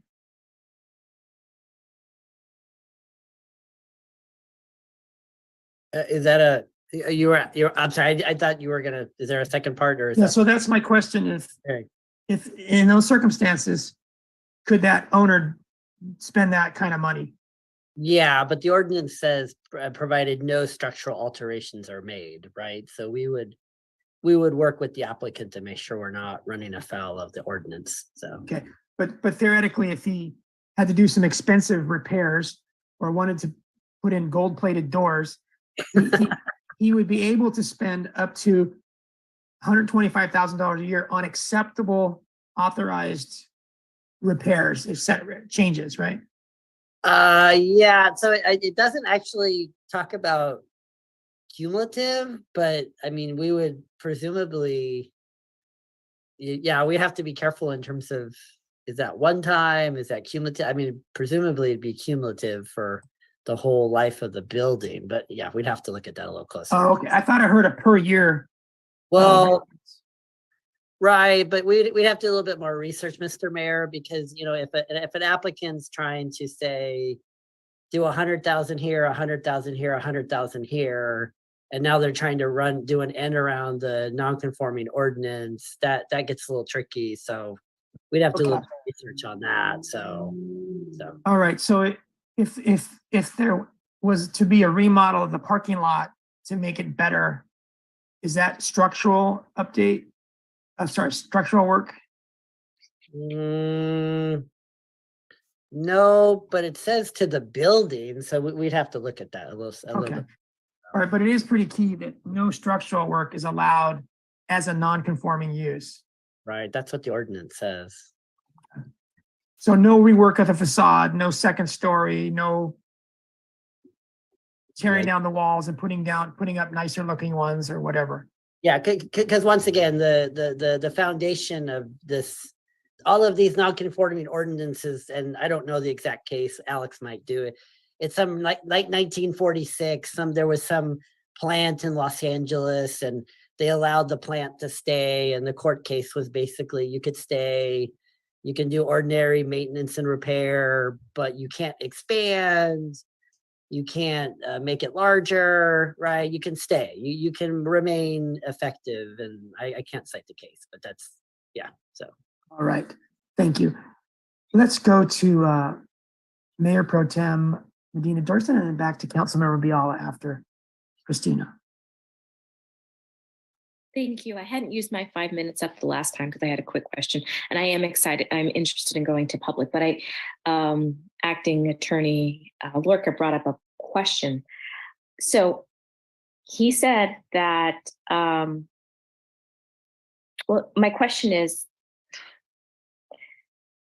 would changing the ordinance allow us to not just look at the applicant that has been here, but any applicant who has a license in hand, or must they have a license in hand? And or does that give us an ability to sort of bid out as you would an ability to do business in our town with a second card? Oh, sorry. That makes sense?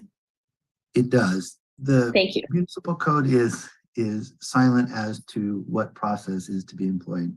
What you're considering tonight is the second reading of a broad ordinance that would be applicable to any applicant. And then the second step would be to go and change the zoning code and general plan to allow for the any card room to be cited within the city, including the Marina Club, which is a legal non-conforming. If you so chose to designate its current location as card room allowed, it would no longer be legal non-conforming. And then the third step would be, once those are in place, is to decide how you would like to proceed with awarding the permit. And that could be what is frequently called the beauty contest, meaning, what have you done for us lately? What can you do for the city of Marina? Perhaps it's a lottery, as you have seen with short-term rentals, or as the assistant city manager, I believe, mentioned, was like the cannabis permits that were issued. We're allowing three storefronts and one manufacturing. Come with your proposals,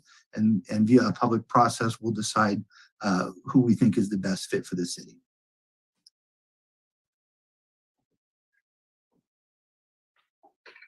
Thank you very, very much for that. You brought it in my mind. And just the last quick one was, can the ordinance be amended so that the legal non-conforming can have the structural limitations that was just mentioned stricken from the code? Or I think it's within the planning commission, perhaps, and the council's discretion to tweak the specifics as to what a legal non-conforming use can and can't do. And I think Guido sort of alluded to the public policy there. Is you had something that's been up and running for many years. We no longer like the direction of allowing that, but in the meantime, you have investment-backed expectations. And so there's this sort of balance of how long and how we are going to let you continue to use that use now that it's prohibited if you were to walk through the door. So there is some discretion there, I think, to tweak the ordinance if that was the pleasure of the city. Thank you very much. There is quite a bit of, sorry, this is a comment, just a bit of gray area that we're trying to walk through. So I appreciate your knowledge. Thank you.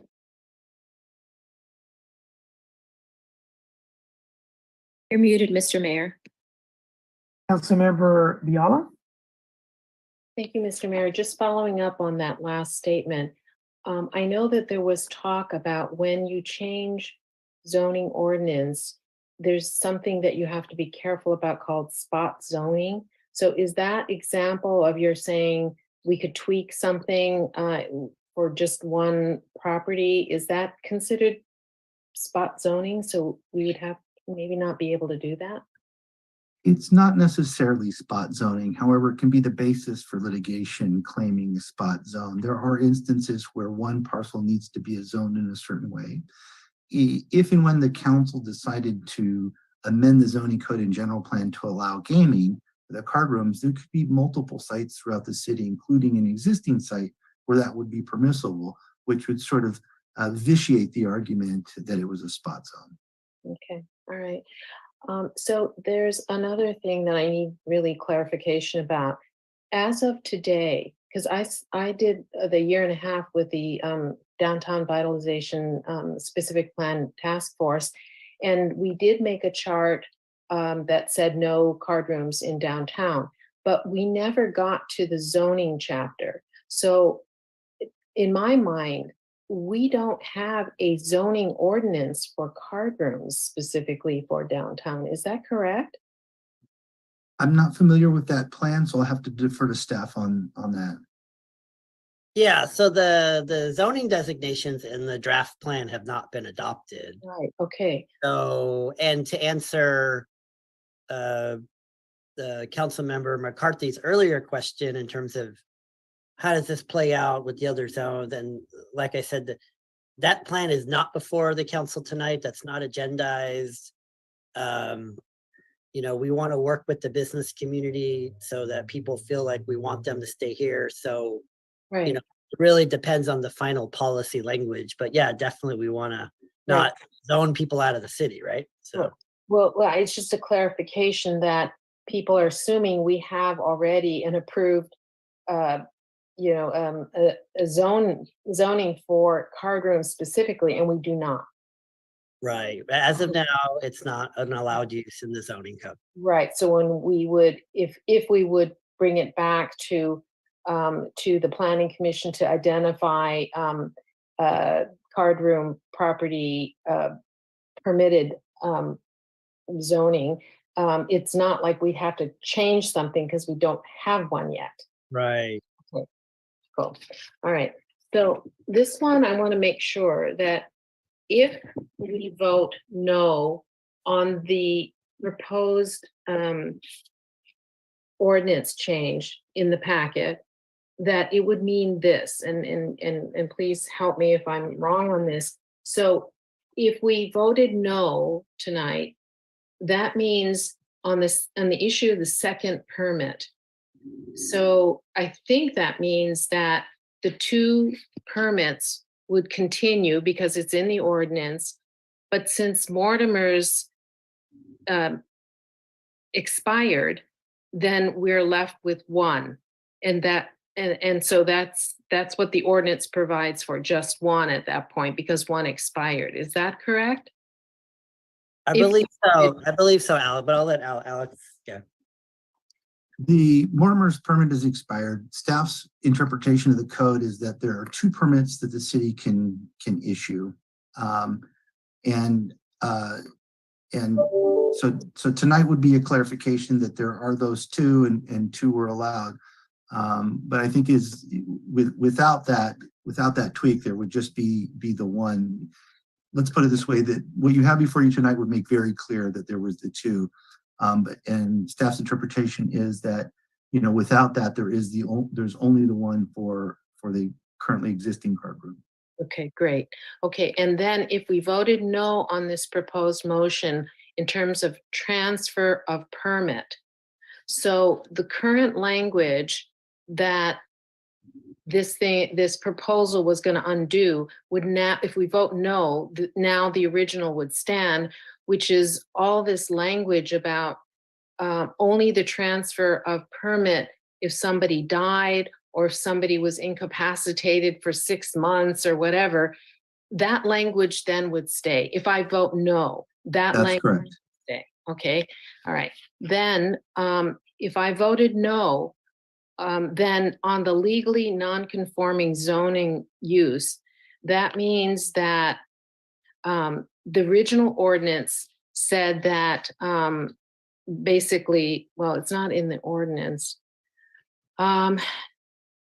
So it would be in the original zoning ordinance so this property would stay a legal non-conforming zoning use. With respect to the Marina Card Club, whether you voted yes or no on this ordinance, it's always it would remain a legal non-conforming use. Right. Unless we had said no and said something differently, but or added some kind of recommendations. But otherwise, without that, just pure and simple, it would impact those 3 issues: the second permit, the transfer permit, and the legally non-conforming use would not be changed if we vote no. Correct. Okay. All right. Okay. I'm sorry to take up so much time, but I just wanted to be absolutely clear what my vote would be if I voted one way or another. So thank you very much, Mr. Lorca. Okay. All right, so let's go to public comment. And before we do that, it's 8:30. I'm going to ask you first, council, if we should alter our normal practice of 3 minutes per person. And then secondly, I'm going to ask if you want to take a break before public comment. But firstly, council, do you have any desire to change our 3-minute rule to 2 minutes to try not to end as late as we did last time? And let's go to the council members on this question. First to Councilmember McCarthy. Thank you, Mayor. I guess from my perspective, given what I've heard from the public, I mean, this is one of the more important issues that I've been aware of in the many years that I've been involved in. And Mr. Mayor, you kind of indicated the same earlier. I would be in favor of allowing the normal 3 minutes. I don't want to be up till 1, but this is an important issue, and that's kind of where I am. Thank you. All right, let's go to Mayor Pro Tem Marina Dirksen. I happen to agree with Councilmember McCarthy. I think people need to be heard on this issue. Remember, we were at 4 minutes before, so 3 minutes isn't so terrible. I would say yes to a 5-minute break, and I would ask if perhaps if there's anything that we could table for the next meeting. I know we have to talk about the matter relating to meeting in person or hybrid. So is there something that we can not move on the cannabis hearing perhaps, or whatever's after that? So I would be again in favor of letting the public speak. We've got 34 attendees. We've received a lot of public comment, and I would urge us to listen to everyone. Thank you. Let's go to Councilmember Fisher. I agree with both other council members who already spoke, but I would appreciate if at all possible, if the public, especially if they have already emailed with us, I would appreciate if they could keep it shorter than 3 minutes so that we hopefully can get this done pretty fast and even get some other items taken care of. So thank you. All right, thank you. Let's go to Councilmember Viola. Thank you, Mr. Mayor. In addition to that, allowing people to speak, however, up to the 3 minutes, is it some way that we can also survey them to say if there's anyone who really just wants to register their opposition, and that as a group, they could have one spokesperson, or we just count the hands and so we know how many. But I would like to see if there's a way that we can consolidate some folks who really would rather just say, I oppose the motion. Just to think of some other way that we can sort of consolidate things, because I am worried, that we could go on for a long discussion for the council as well, and then we're back to midnight. Well, I think the complexity of on the fly getting everyone a process that they would like as much as what we have. But if the folks just want to be brief, just want to say, I oppose this, they have that option. If they want to take up to 3 minutes, they have that option. But I think it'd be too complicated at this point to try to do it another way. Okay. Yeah. So one of us said that they wanted a break. Did the rest of us think it's appropriate to take a 5-minute break now, or would you rather do it after public comment or after this item is over?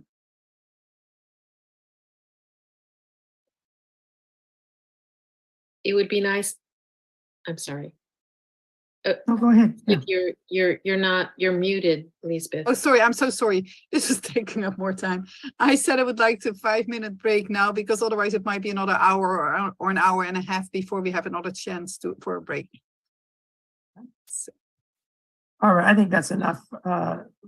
Let's take a 5-minute break, and we'll be back here at 8:40. Is that correct? Okay, be back here at 8:40. Thanks, everybody. And then we'll start with public comment right away.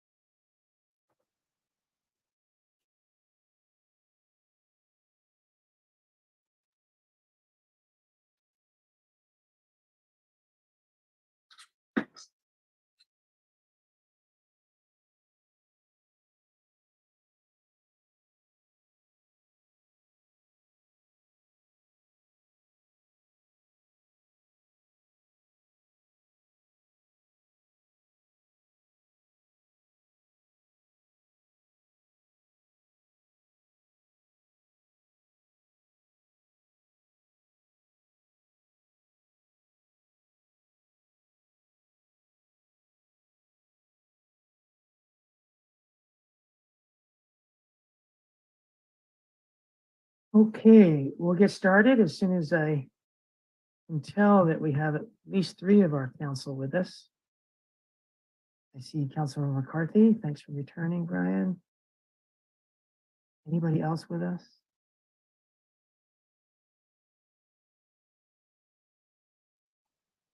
I don't think so. So we'll just, Mr. Mayor, we have Lisbeth, but I think that's it. okay, I couldn't see. Okay, it's 8:40. Let's start with public comment. Everyone has up to 3 minutes, beginning with Denise and then with Hans on Chua. Good evening, Denise. I'm still trying to unmute you or allow you to unmute. Okay, Denise, hi, welcome. Hi, I'll make it very, can you hear me? Yes. Okay, I'll make it very brief. Opposed to gambling in general. And I just have to say the comment, if so much conversation needs to be had on a complex item, shouldn't there be a study session before you bring it? And it's like we're jumping backward and forward in time, and it's disconcerting and hard to follow. Making the decision on it one way or another after even 11 o'clock at night, let alone 1:06 a.m. It's not good. And that will do it for me. Thank you, Denise. Let's go to Hans on Chua. Welcome.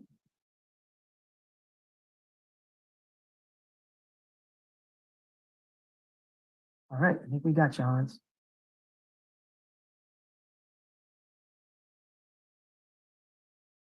Hans, your show is unmuted, so I think you should be ready to talk, but there might be some technical difficulties. We'll give Hans another moment, then we'll come back to Hans, give him some time to try to clear up any issue on his end. Okay, let's come back to Hans, and right now, let's go to John Snively. Welcome, John. Hope I pronounced your name right.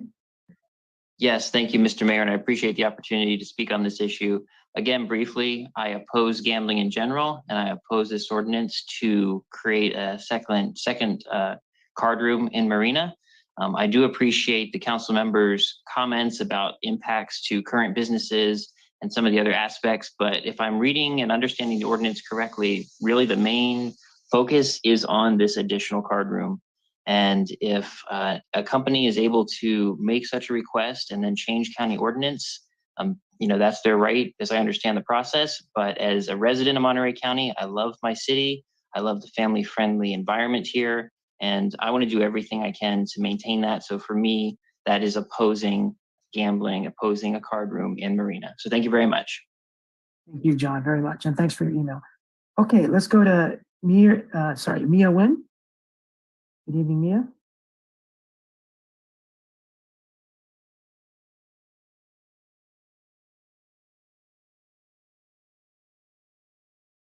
Mia, I'm having trouble asking you to unmute. So I think what I'm going to do is move you over to a panelist, and we might have better luck. So now, Mia, you're over. I think you need to, yeah, there you go. And I think you have the mic, Mia. If we're doing this correctly, go ahead. Good evening.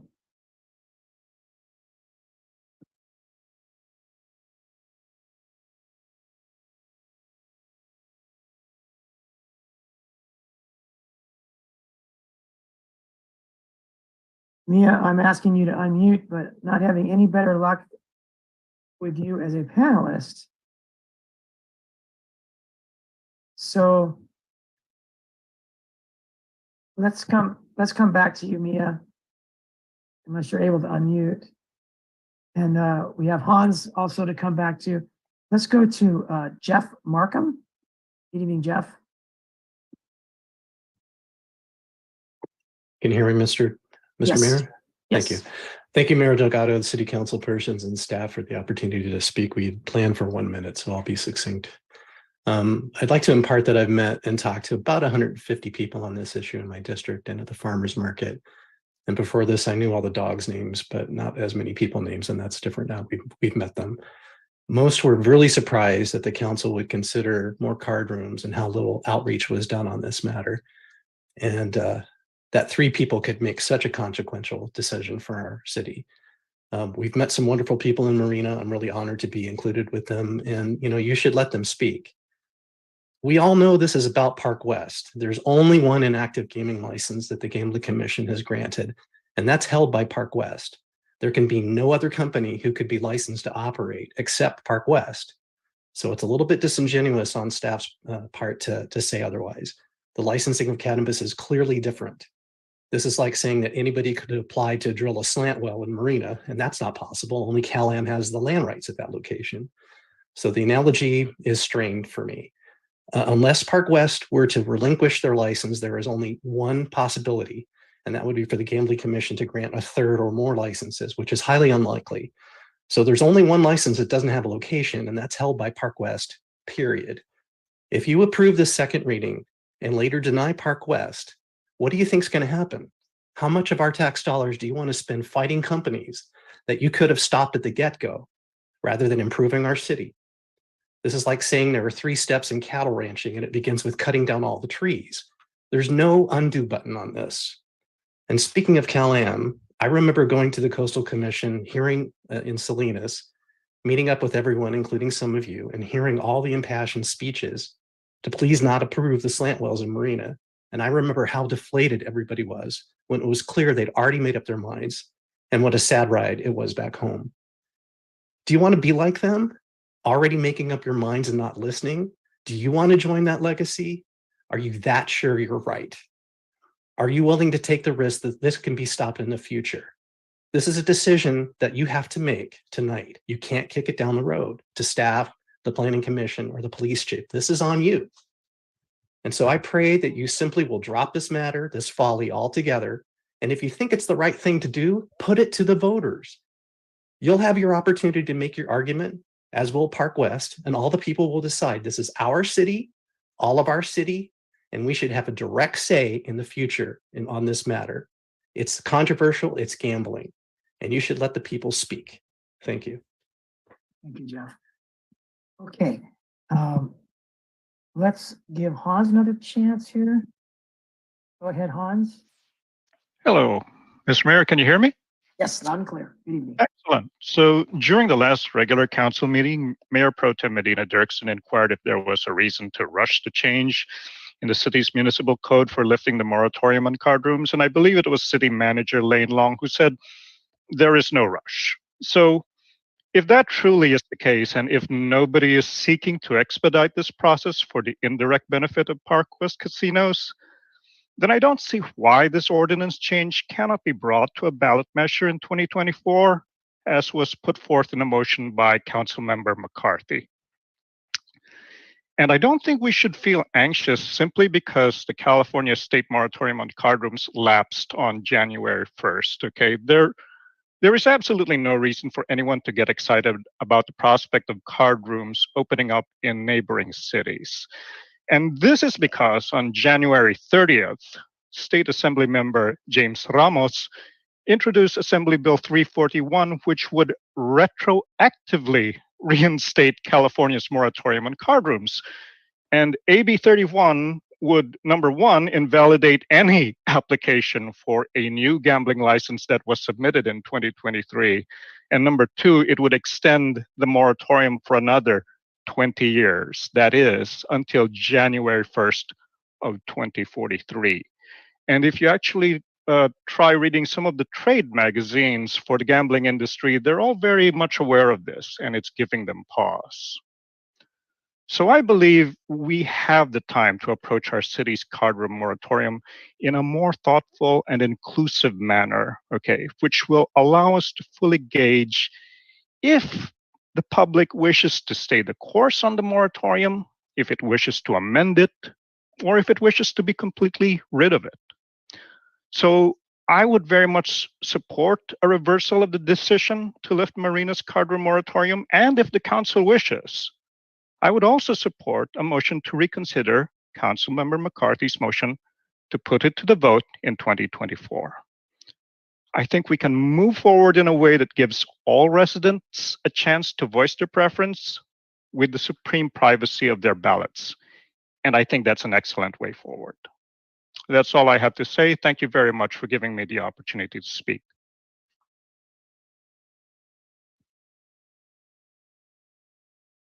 All right, thank you, Hans, and as always, thanks to everybody for these great comments, respectfully given. Let's give Mia Nguyen another chance at this. Go ahead, Mia.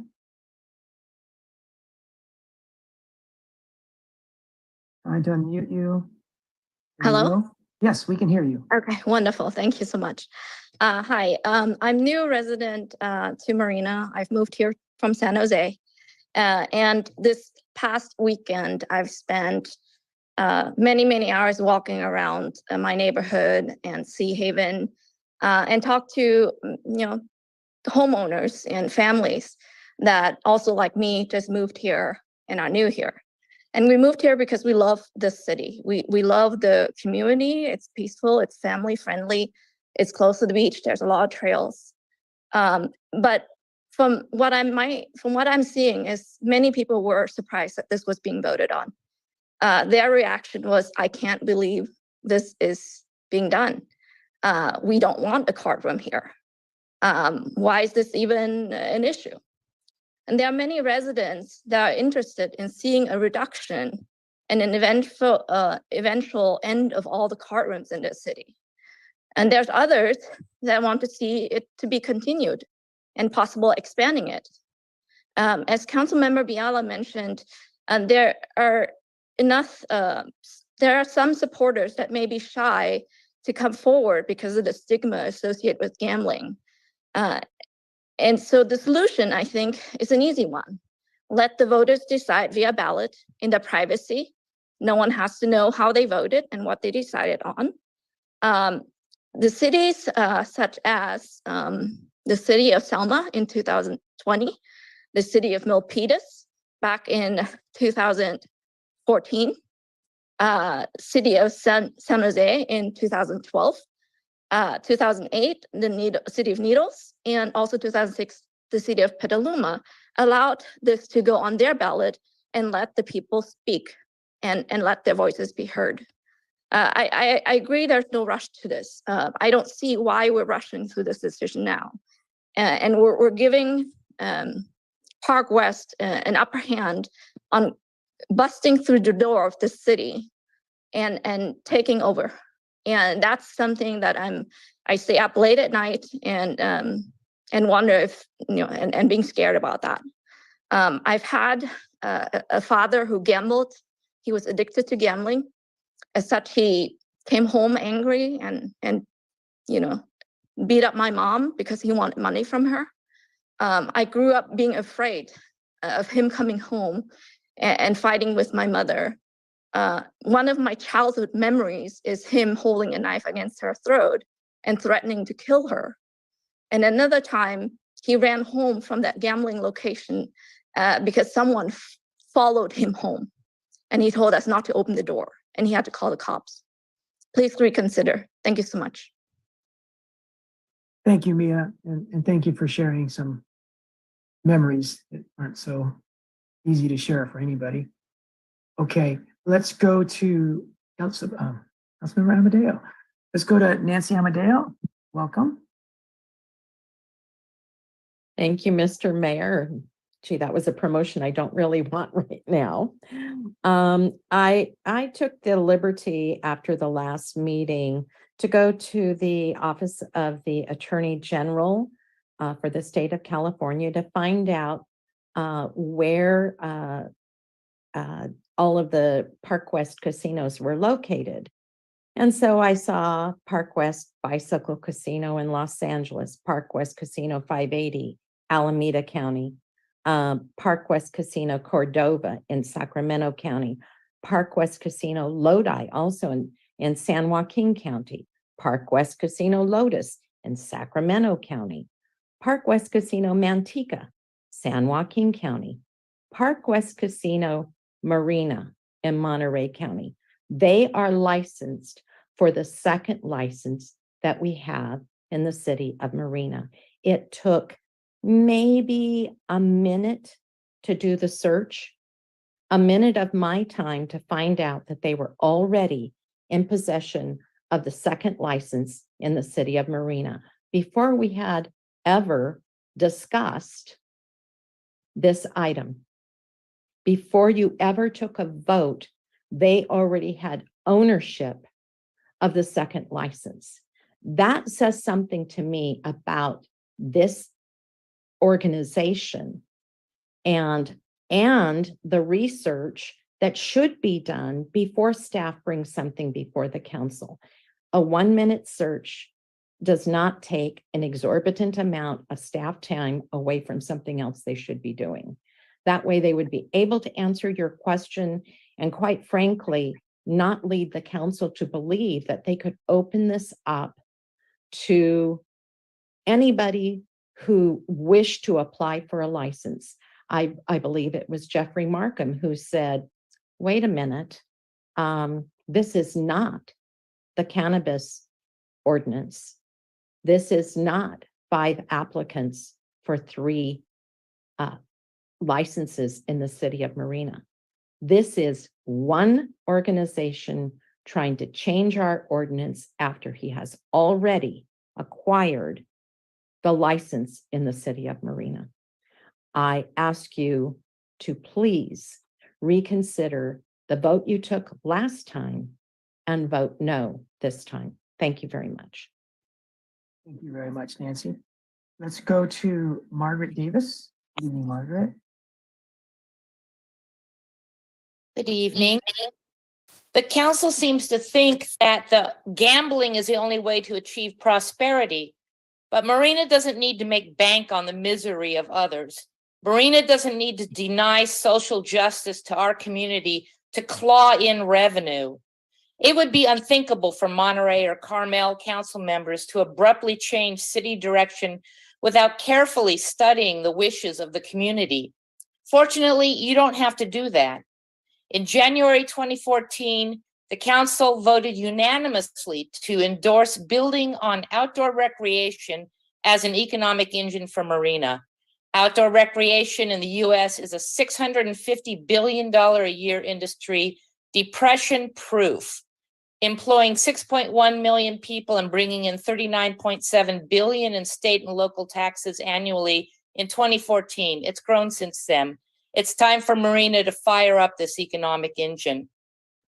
The council questions tonight remind me of Cal-Am's strategy when they weaseled into our aquifer. The council were assured that all Cal-Am wanted was just a test well, and if they were allowed and it didn't pan out, Cal-Am would just move on. There were all sorts of nonsense technical arguments that distracted the mayor and council majority sufficiently that millions of dollars later, we're still dealing with it. The point was, we didn't want Cal-Am in our aquifer at all. The point here is, we don't want another card room at all. Thank you. Thank you very much, Margaret. Let's go to Scott Clegg. Good evening, Scott. Hello, Mayor, council members. Can you hear me okay? Yes. I'll be very brief. I just want to, again, voice my opposition to this card room change proposal to the ordinance. I don't think we need another card room in Marina.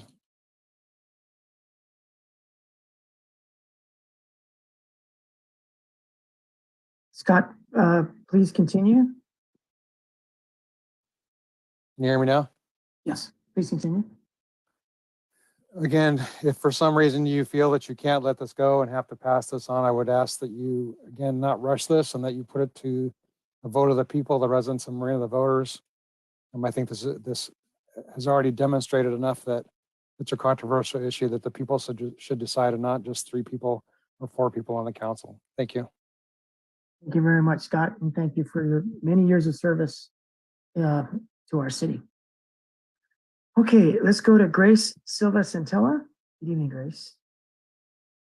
Good evening, Mayor and City Council.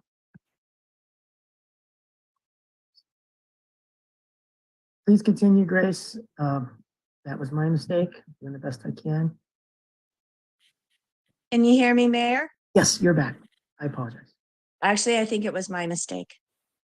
I have lived in Marina 33 years. Ray and I have lived here. And there is much that we both love about Marina, and there's much that we feel blessed that we live here. But we have always found the card rooms a disturbing presence. And I have always hoped there would be a day we would no longer have card rooms in Marina. In 1996, 27 years ago, Marina started the first step to get to a day we would have no more card rooms when we created a moratorium on card rooms in our municipal code. 2 years after Fort Ord closed, at a time when our city was going through some tremendous changes and transitions, Marina residents, Marina's Planning Commission, and Marina City Council said, no, we don't want any card rooms. That was 27 years ago. Card rooms were part of our identity long before we became incorporated in 1975.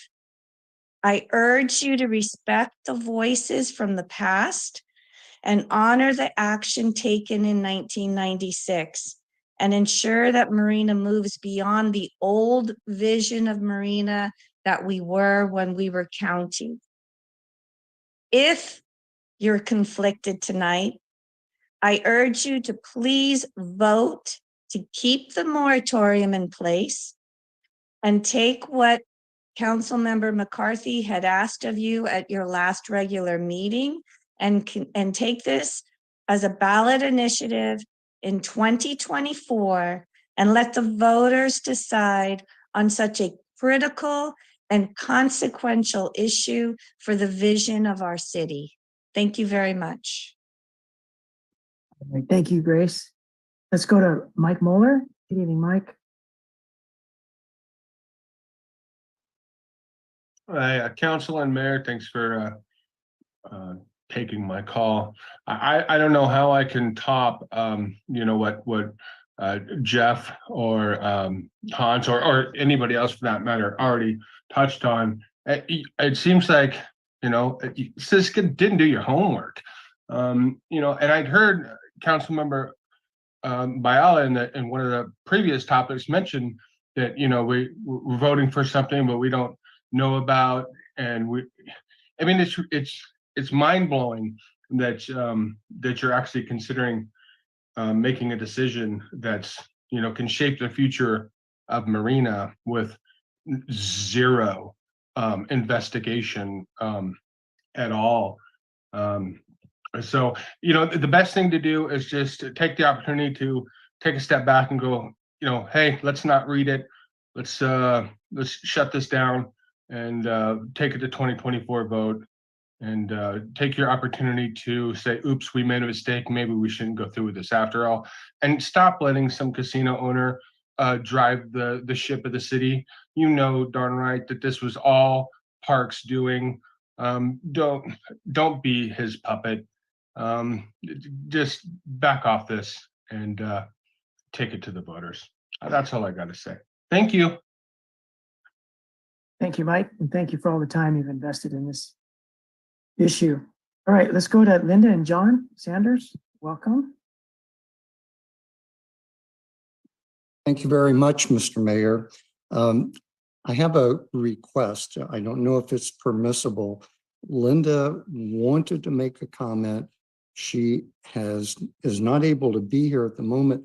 She did record her message.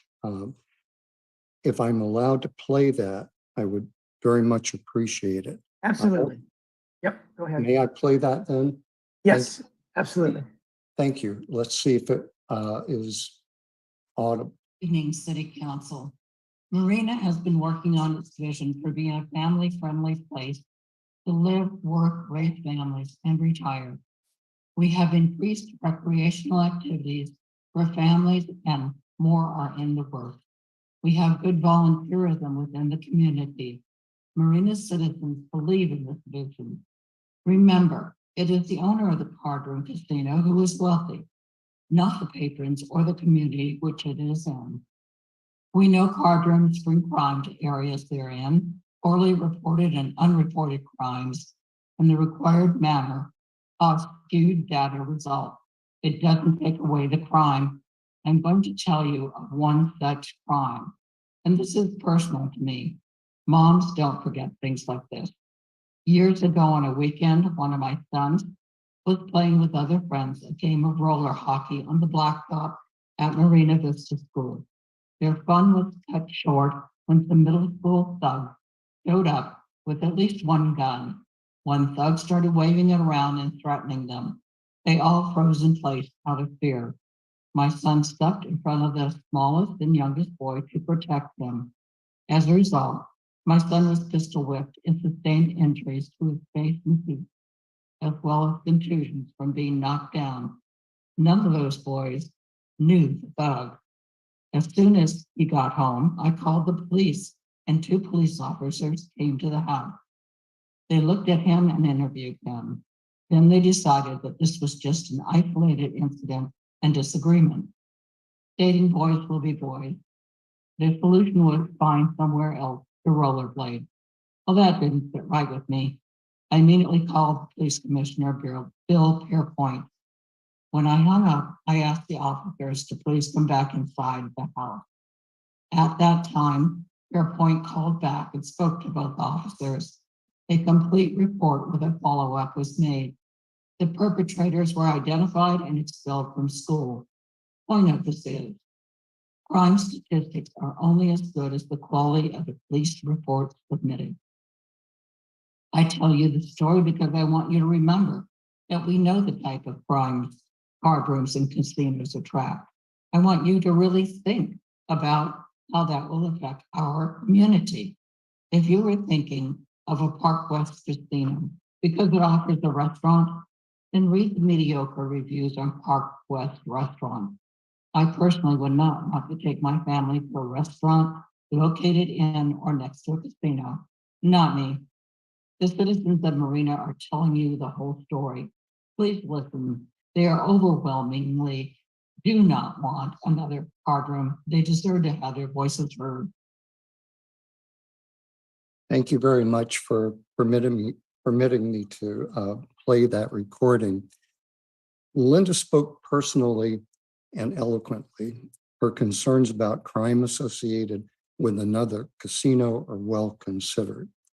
I was out on the recreational trail yesterday, reconsidering some of the information I gathered in recent weeks on Park West and casino-related crimes. At the edge of town, I could see smoke emanating from the still operating CEMEX plant. CEMEX was constructed long before the town was incorporated. Its operation disregarded the shoreline erosion that it caused around Monterey Bay. It ignored the destruction of sensitive coastal habitat, and it took a major investment of time, energy, and money for the community to begin to rid itself of an industrial blight. There's a certain analogy with Park West's proposal. The city staff report suggests that the potential new tax revenue is a win for the town, never mind other factors associated with this casino development.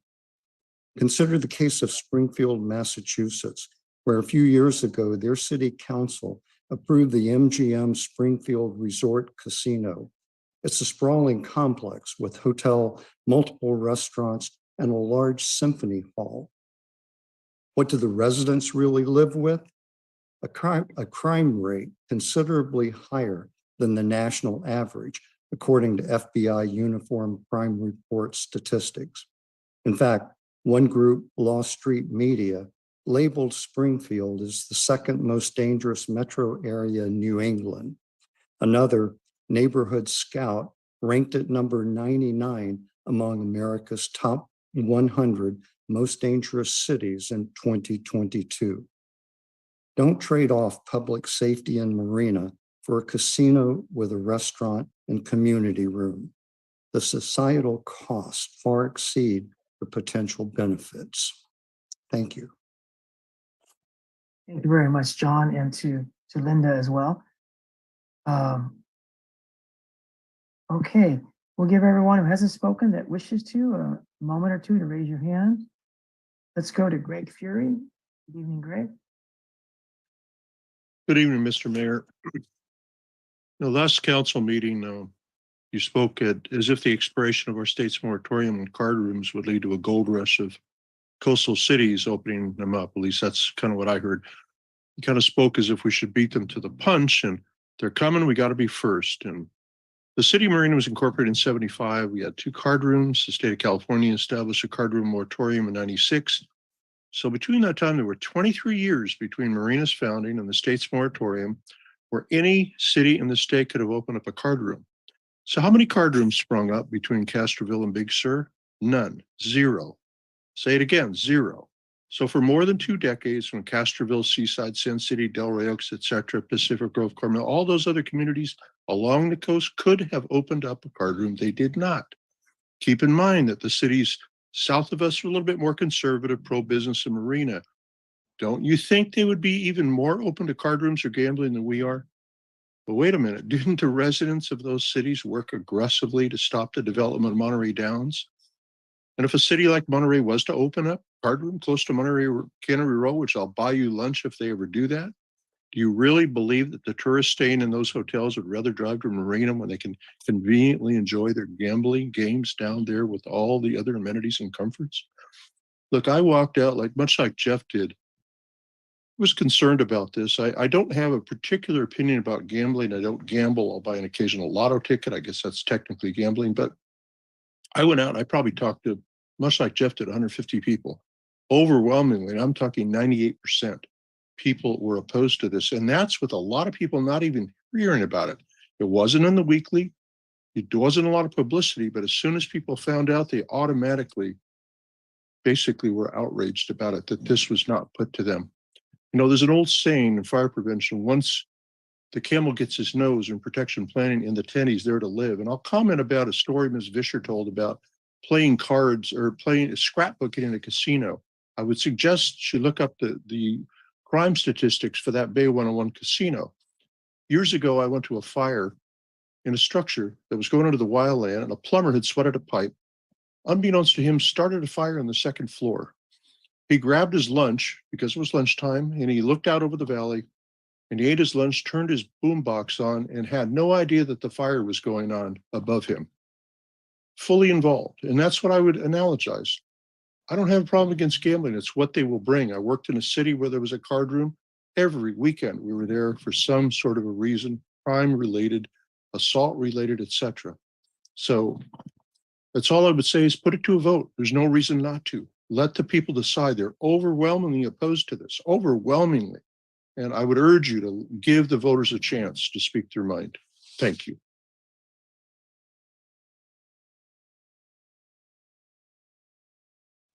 Thank you, Greg. And thanks to everybody for your continuing good comments and respectfully provided. Let's go to Tommy Bolea. Welcome back, Tommy. Yeah, good evening. God, I wish we were talking about a new Safeway coming into town or a Nob Hill. But anyways, we're talking about a card room, I guess. I wouldn't give another card room in Marina, no way. And the existing one that you have, you must have said the word non-conforming so many times.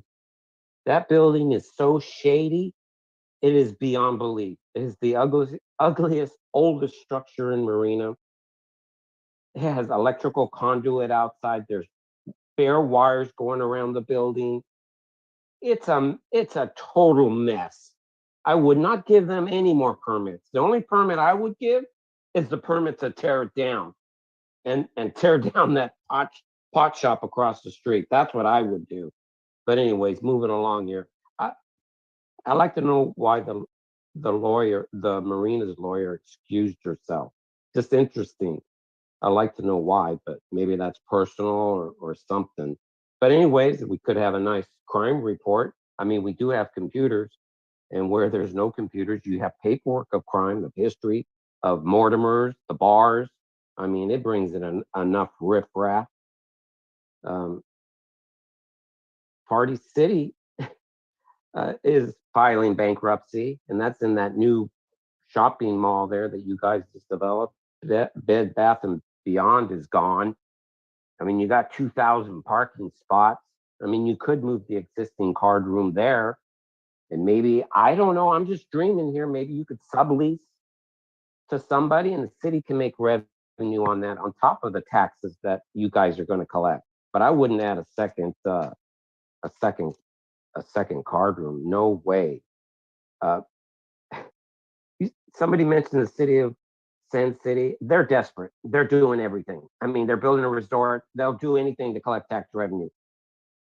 They're up to the point where they would tax air and water. They would tax water and air if they had the chance. I mean, you as mayor said card and gambling's fun. Maybe it is. Maybe it is, but what about all the outdoor activities that we could have in the city? Indoor swimming pools, new civic center. I know you guys are working on that. And it sounds like you guys are desperate for tax revenue, but this is not the way to raise taxes or bring in tax revenue. There's a lot of other ways. I mean, the only permit I would give for those buildings is to tear it down. I mean, let's lift up that part of Marina. You go to the south side of Marina and it's all lifted up, beautiful. It's like, wow. And then you come to Mortimer's and it looks like the shadiest place on California. Good night. Thank you, Tommy.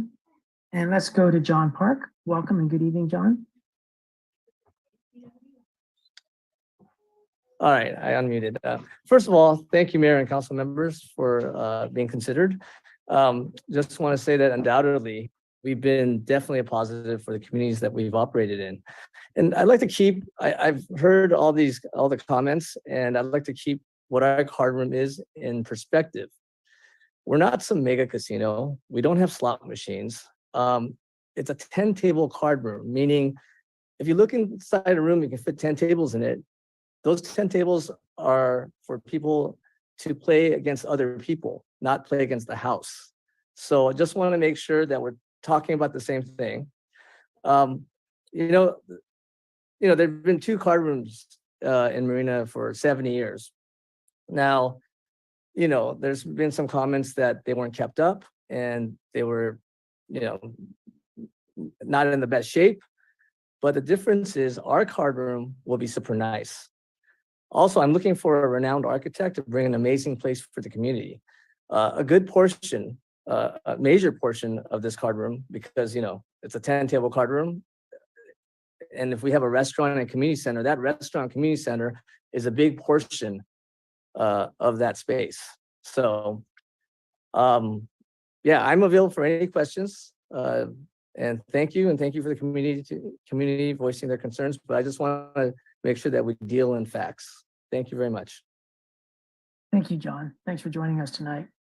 Okay, let's go to 831-384-0312. Hey, can you hear me? Yes. Oh, Margaret Ann Commodore calling in.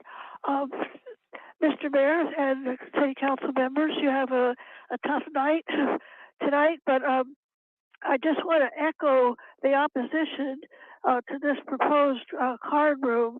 I applaud all my neighbors and our community members for voicing their concerns because they have spoken most eloquently and beautifully and done their homework.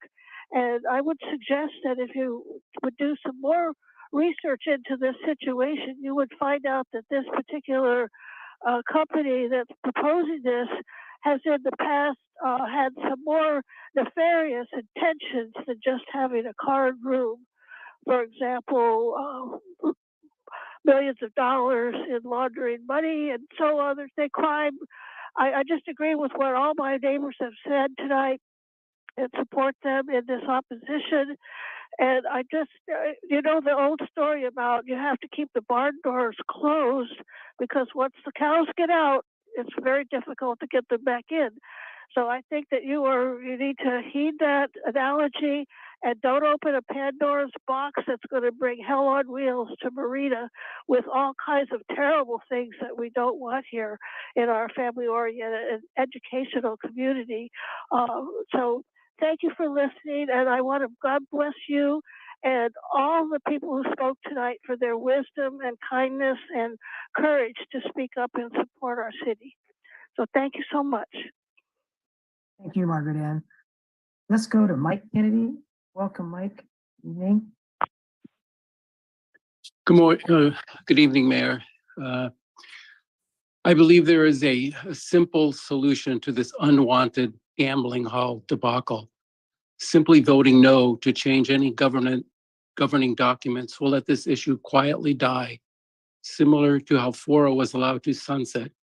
It just simply died in assembly. No need for a ballot measure or referendum, and no misdirection of staff's precious time. More gambling in our town will forever be an albatross around our town's neck. And the legacy of the council members who vote yes for more gambling will forever have to live with the tarnished legacy that they have created. More gambling halls in our town will forever change the DNA of Marina, and not in a positive way. Thank you, Mayor. Thank you very much, Mike. All right, let's go to Karen Anderson. Good evening, Karen. Good evening, Mayor Delgado and City Council member and everyone else who has spoken ahead of me in opposition to a second card room in Marina.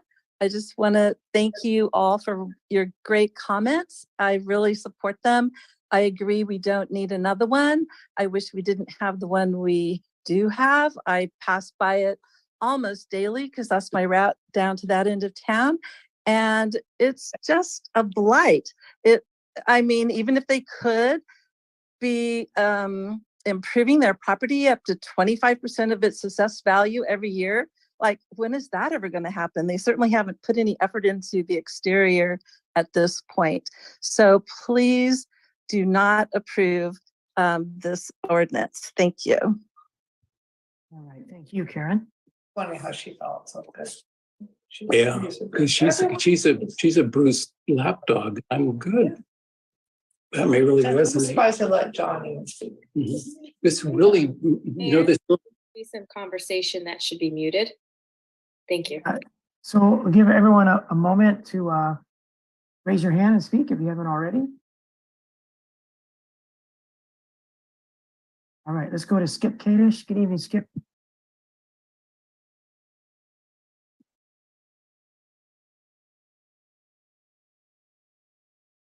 We're trying to unmute you, Skip. And if we can't, we'll move you over to a panelist. Let's try that now, see if that helps. Sometimes it does. Let's see. Can you hear me now? Yes, we can hear you now. Thanks, Skip. All right. Sorry about that. I'm speaking for myself as well as another member. We want you to vote down this issue. Pardon me? You were cutting in and out, but now you're clear. I'm sorry. All right. Let me know if there's a problem. I'm speaking for Mary as well as myself. We card room in Marina. We do feel that it is. Yeah, Skip, we're getting your gist, but you are cutting in and out. Into our society. All right, I'm going to move to a different part of the household. I'm sorry. No, that's okay. Is this It better? happens. Might be. Is this better now? I think so. All right. I'm speaking for Mary Pomerick as well as myself. We do not want another card room in Marina. We feel that a card room brings in a negative element into our society. If you want to enrich Marina with more revenue, consider family businesses or consider what other people have suggested, working on the outdoor recreation that we have just in our backyard. To have another card room, I think would be a deficit for everybody. I agree with all of the other people who have spoken tonight. They've taken away my thunder. But the basic issue is vote it down. At the very least, do put it as a voting issue for the rest of Marina to make a decision on. I want to stay here for the rest of my life. I don't have that much more to go. And I'd rather have much more of a wholesome atmosphere here. I love the diversity. I've got lots of friends here.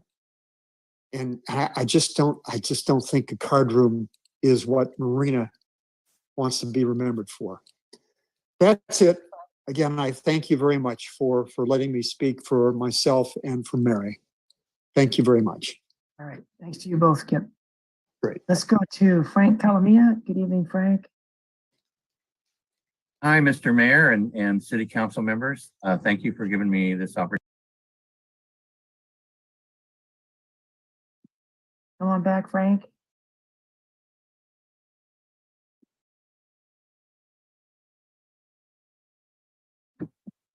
Can you hear me? Yes, loud and clear. Okay, thank you. Thank you again, Mr. Mayor and City Council members. Thank you very much for allowing me to make this comment. Marina Club has a long, history here in Marina. We've been here since 1971, and we like to feel that we're very much a part of the community, and we do very, as you know, the Marina Club and its coworkers, we help out with children's projects through the Marina Foundation, Marina Rotary Club, and we are looking forward to continuing that.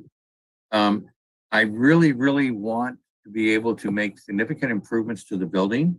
So I'd like to, I will be pursuing an ordinance change to allow me to do that. Obviously 25% improvement isn't exactly what we have in mind here. I think, obviously I'm opposed to a change of the Muni Code, and I would like to see that it be voted down tonight. And I'll be working closer with the city to meet their expectations for the overall appearance and operation of the club. But we need your help.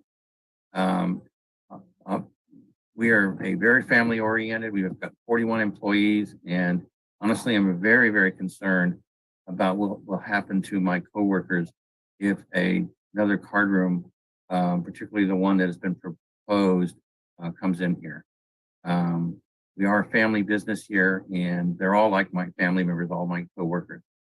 So I would hope that you would get behind the Marina Club and help us. And we certainly will work very hard to meet your expectations for business. Thank you very much. And that's about all I got to say. All right. Thank you very much, Frank. Okay. Let's give everyone a moment who hasn't spoken to raise your hand so you can speak. Let's go to Nancy Fortman. Good evening, Nancy.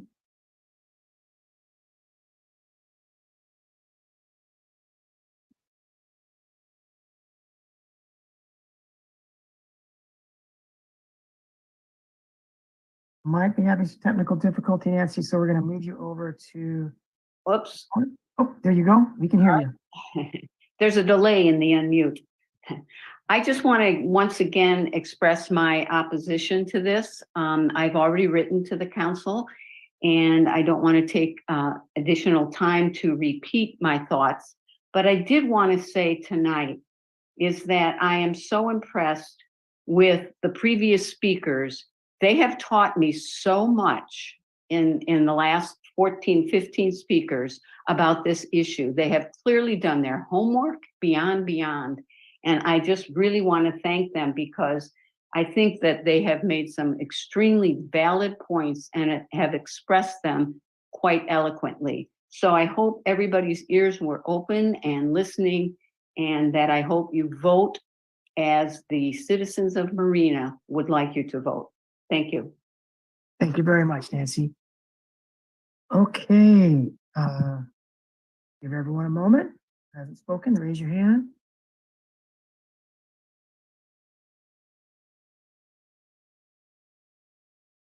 Okay, we'll close public comment, bring it back to city council. And I'd like to start out just by disclosing, since the last meeting, I've spoken in depth on this matter. Mike Moeller, who spoke tonight, and I went to Lodi card room, Park West Casino card room, and we spent a day together. And Randy Goodchild, who's an opponent of this issue we're talking about tonight, and I went to Rancho Cordoba's card room and Lodi's card room yesterday. And I've had in-depth conversations with John and Linda Sanders, Ray Silva Santella. I went to Frank Calamia's card room. We talked for about an hour about this issue in his card room. Paul Manuel and I have continued to have in-depth discussions. Skip and Mary Pomerick, you've heard from tonight. We've had shared some extensive email. And Steve Hunt and I met for a couple hours. He was opposed to this, and we had a long talk.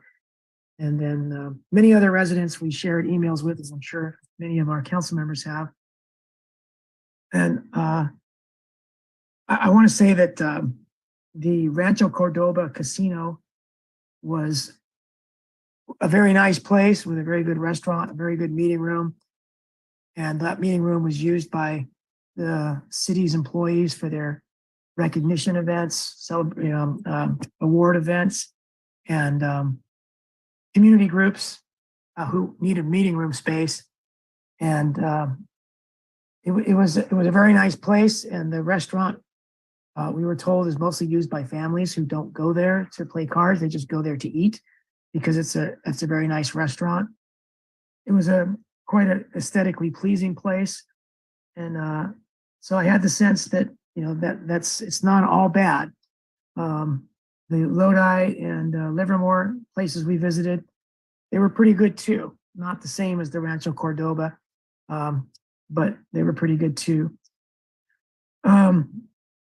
That's a small piece of all of this, but I've not seen this level of opposition. But when people, Greg Fury and I think it was Mike Mueller and me and Wynn, when they walk around neighborhood to neighborhood or door to door, talking to people, this is a significant issue. And it's been many years, as I mentioned at the top of the meeting here, when I've seen this kind of self-initiative to outreach between neighbors. And the amount of email we've gotten, we've all gotten, it's extraordinary for sure. And so I'm glad that we've had all the input, but I'm sorry that it had to come in a sort of community divisive way.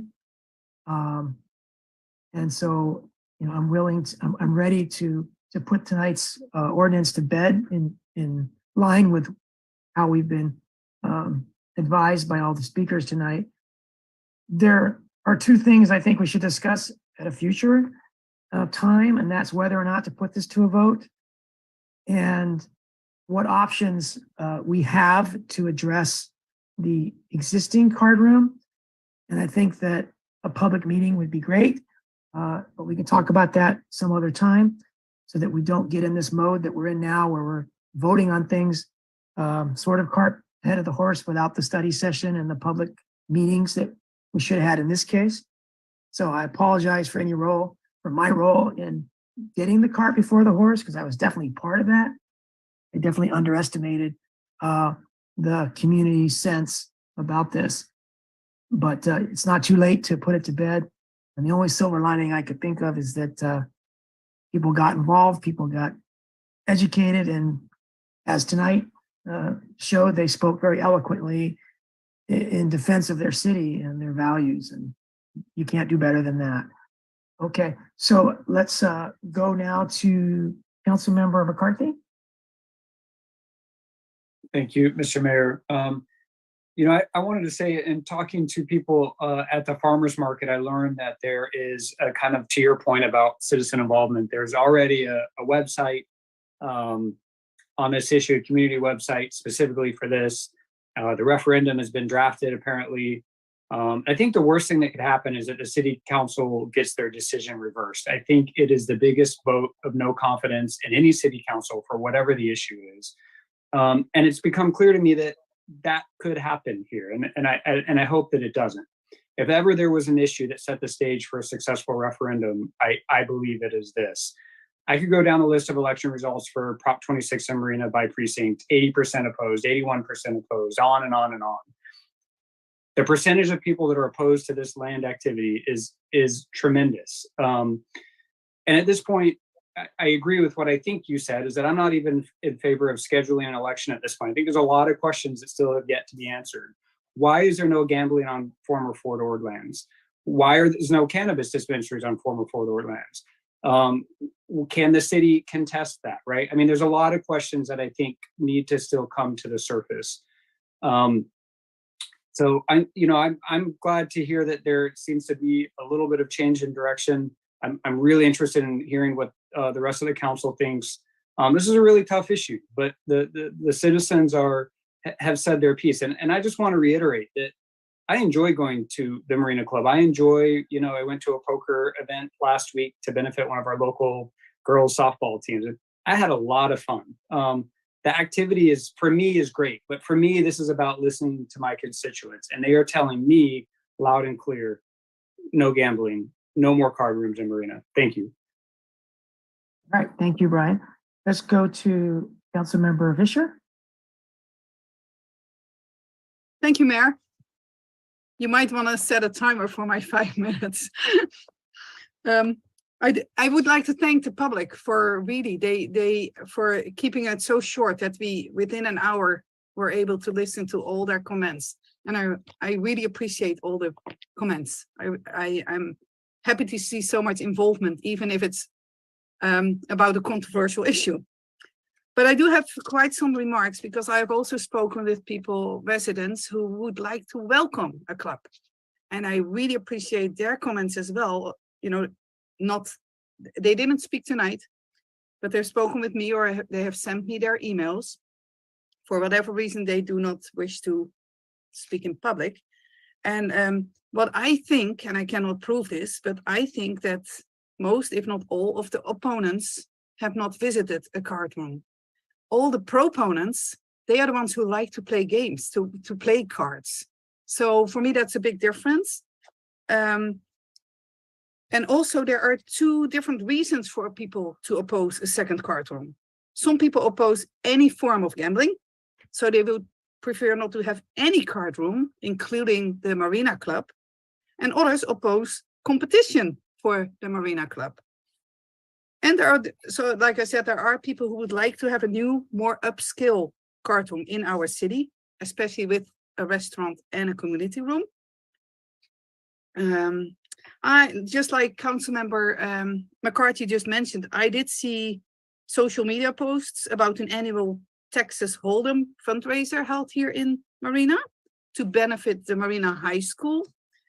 I liked seeing Marina residents enjoying their card games, but I do not understand how they can approve this activity while not wanting to even consider another option for card players in our own town. Crime statistics, I have researched a lot as well. And it is hard, you need to consider what was the existing crime rate before a card club came into town. I have spoken with the mayor pro tem of Lodi, where a Park West card room has been located for almost 20 years.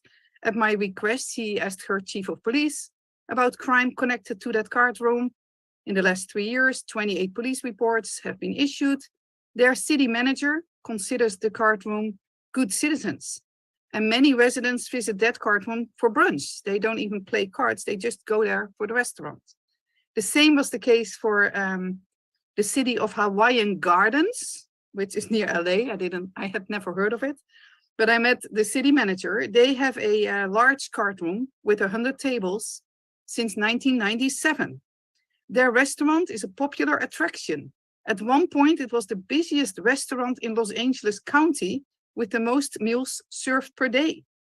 There have been incidents, of course, but the card room has an internal security detail that is very vigilant and proactive.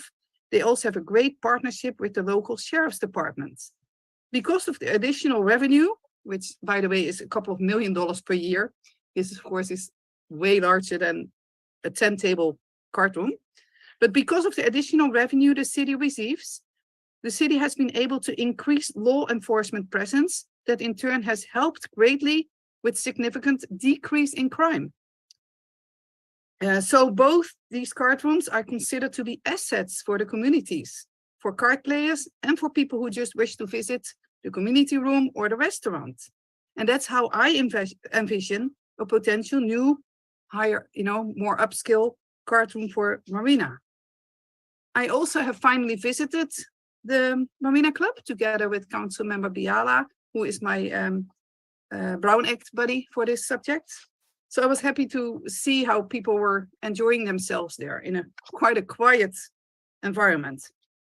But as people have said, it's not well maintained. It doesn't look inviting.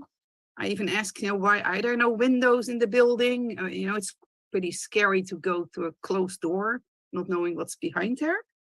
But I'm very happy that we were able to visit that. Let me see here. Skip this. Oh yeah, this I will. So yeah, the Marina Club. Why would they make improvements if they don't have competition? The tax revenue for the city from just this one card club increased between 2016 and 2022 with almost 60%. That's 58 point something. I don't know how many businesses Marina has that have increased their revenue this much. So there clearly is a market for card players. An important job for council is to consider potential revenue. One of the main reasons for me to run for city council is that I would like to see a higher level of maintenance in our city. Landscaping, streetlights, faded traffic signs, etc. We cannot just add homes and not add revenue by attracting businesses. Because I am concerned about businesses leaving our town, like we lost Bed Bath & Beyond. Somebody already mentioned Party City filed for Chapter 11. They are going to close some stores, hopefully not another store here at the Dunes. And downtown, Burger King left. And no other business has come in instead of that, if I am not mistaken. So those are my concerns. I would really like to see a much better maintenance, but I realize we need stable income for that. So I will end with this. Several writers stated that they don't want Marina to continue to be seen as the gambling town. When I think of Marina, I do not think of card rooms. I think of the beach, fresh air, former military base, nature, and beautiful homes. Just 2 weeks ago, planning commissioners and council members had a combined meeting about the general plan update. Each attendee and the members of the public were asked to list our city's assets and our issues or challenges. Not a single person named gambling as an issue. When I think of San Jose, I don't think of card rooms. Instead, I think of the city that I have lived in for almost 20 years, with a beautiful city hall designed by a world-famous architect, opened in 2005 while I was living there. And in closing, I would ask everybody, with all the confusing that has been going on right from the get-go when incorrect information was posted on social media, I ask you, please use facts instead of rumors. Read the staff report instead of copying and pasting unverified information. Contact staff if you have any questions about what's on our agenda. But I like to close with thanking everybody for their participation and for everybody who has spoken with me or emailed with me. Thank you. All right. Thank you, Elizabeth. Let's go to Councilmember Kathy Biala. Thank you, Mr. Mayor. First, I want to say also thank you. I have been able to listen to all of the public and not get, a bad feeling in my stomach. I was able to listen to everyone. I think everyone has been respectful and non-attacking. It was really great. I was kind of dreading hearing public comment. Some of the written materials have been more caustic, and so I was prepared for that kind of public comment. But thank you very much. It was very useful to me. I'm very sad that somehow we have focused in on Park West. To my mind, and maybe we were not given the right information, but I sincerely thought that the issue has nothing to do with Park West and nothing to do with the particular site. I really would like at least clarification, although I don't think it's going to matter after today. I think I need to say upfront that I plan to make a motion, to deny the proposed ordinance changes. So in effect, I have reconsidered my vote, if you will, but I'd like to also add some other things to it and explain why. But I feel really bad that, and I had asked for more information on Park West, but because I was convinced that it really didn't have to do with the vote before us. But I do wish that we have some clarification even right now. I feel unsettled that Nancy Amadeo says that they have a state license in Marina, and I don't know what that means. Does that mean that our ordinance, whatever we decide or not decide, is that ordinance a valid one? Or do we get at a local ordinance level an ability to override that? So I would like that clarification. That's something very new. It's distressing that we don't know about these things. I was not so disturbed that if there were rumors about the legitimacy of the business, that would be vetted out very thoroughly by our ordinance is very clear about the parameters for granting a permit. So I didn't have an uneasy feeling about that. But with this new information, I really would like the staff to comment on that. I think I need to know, even though I will be voting no on the ordinance. But I do want to speak about some of my I guess maybe it's a surprise that there has been so much emotionality attached to this issue. I wasn't on council at the time that the marijuana ordinances were happening, but this feels so much more different, and I didn't understand it.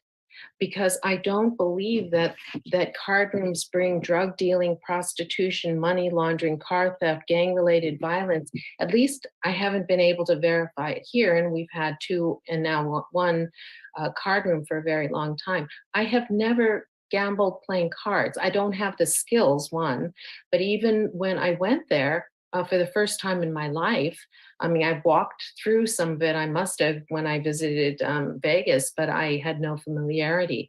And I have to say that, there were all ages represented. They were from neighboring cities as well as local. It was at least a form of gambling that people are sitting in a small group looking at each other. I mean, there's so much online gambling, so much slot machines or whatever that are so mindless and I think so intoxicating in that way. And I also didn't understand the fervor of opposition based on what I know about alcoholism, not only in my family, but people I know here in Marina. And I see the devastation. I see drug abuse. A friend of mine's child died of a drug overdose. So there are these kinds of things that I'm aware of. And I would think that that would be more of a vice or concern for people. The card room issue really hit me by surprise. And but I accept what people say. I still do contend that there must be people out there who who wouldn't necessarily want to be identified as a gambler in card rooms, even though it's not about addiction. It's an entertainment is how I kind of experienced it when I went there. So, I just want to let you know that I don't quite understand.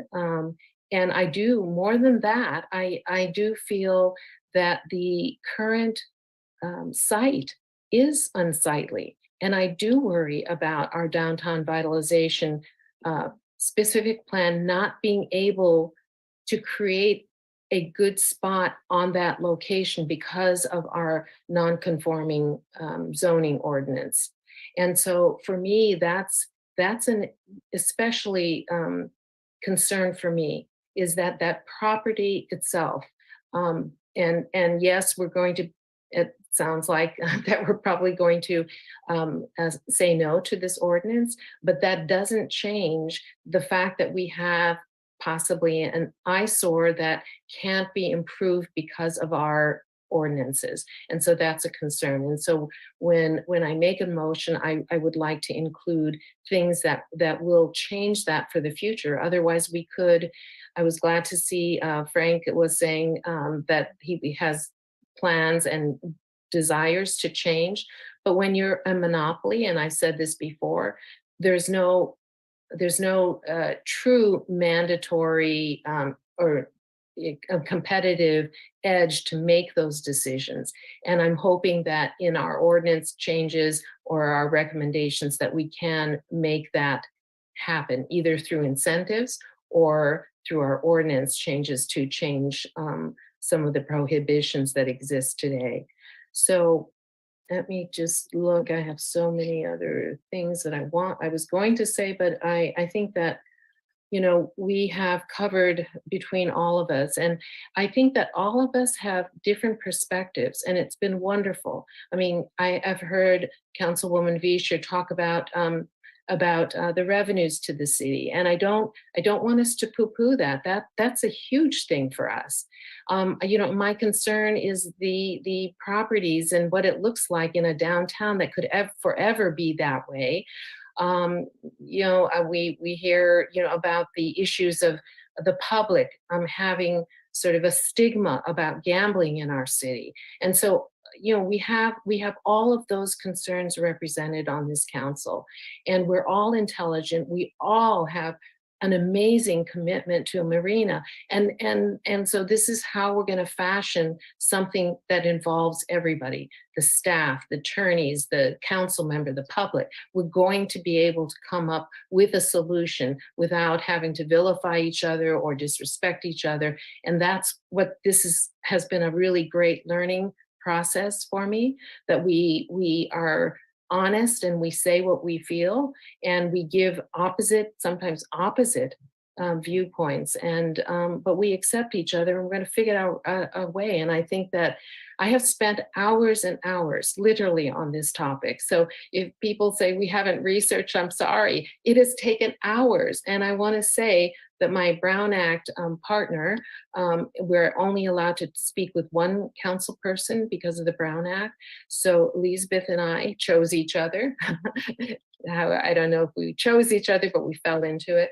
And we have literally every day talked about this, sometimes hours, and sometimes we're on the same page. Then the next day, one of us changes our mind. Then the next day, it's the other person. And then the next day, we're both on opposite the page, you know? So I want to give everybody that real idea of how difficult this issue was for us. And so I think after all the council people have made their comments, I would like to take a stab at doing a motion, Mr. Mayor. So I'll just end with that. Thank you. Okay, thank you. Let's go to Mayor Pro Tem Christina Medina Dirksen. Thank you. Please let me know if my video cuts out. I've been having lots of video problems tonight. I just want to say a few things. And number one, the fact that Kathy Biala, Councilmember Biala, went there with her comments about, you know, this has been a bit of a polarizing issue, but in some ways quite energizing for our community, because anytime people stand up and voice their dismay one way or the other, it's quite exciting. And I'm very, very proud of everybody who's spoken, council people who've spoken, 37 attendees here. I don't know how many on AMP, but this is democracy in action, friends, and this is Marina. So I really, really encourage everybody that I've responded to, stay engaged with your community, have your voice heard.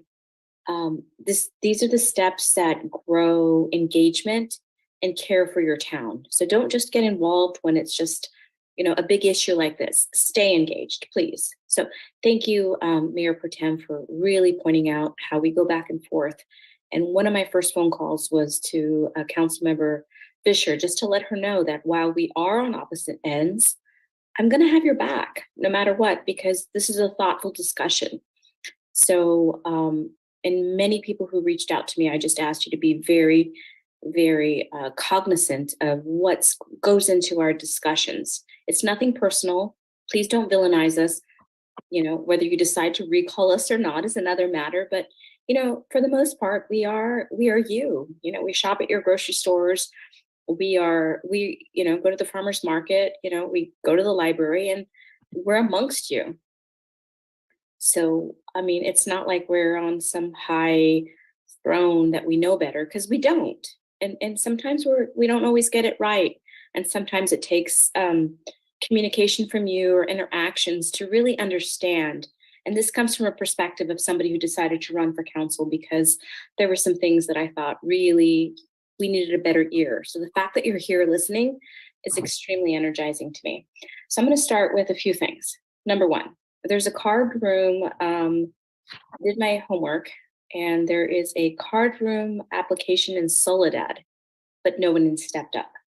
Salinas, there's one card room in Salinas that I know of, and that's Bankers Casino. And I went there, had lunch with my husband because they were offering a discount to public safety. And as some of you know, he's a fire official in Salinas. And I wanted to do some homework. I also it was a great lunch. They only gave him the discount, which I was kind of upset about, but no problem there.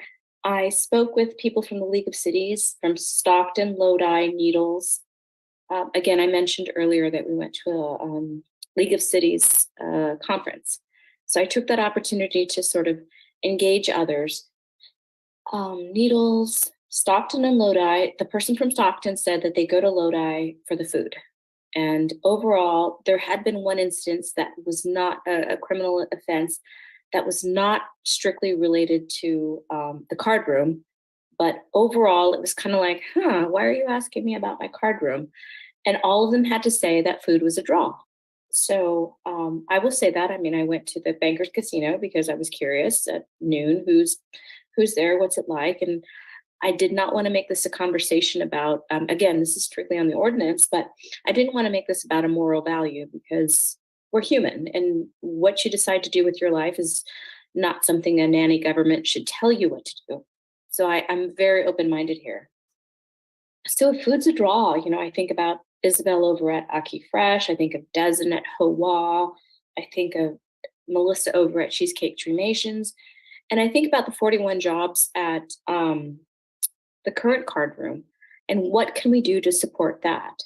So going from that, I've gone through everything from staff recommendations, staff has done a good job, but I'm not quite sure that they were prepared for such a big and rich conversation on this.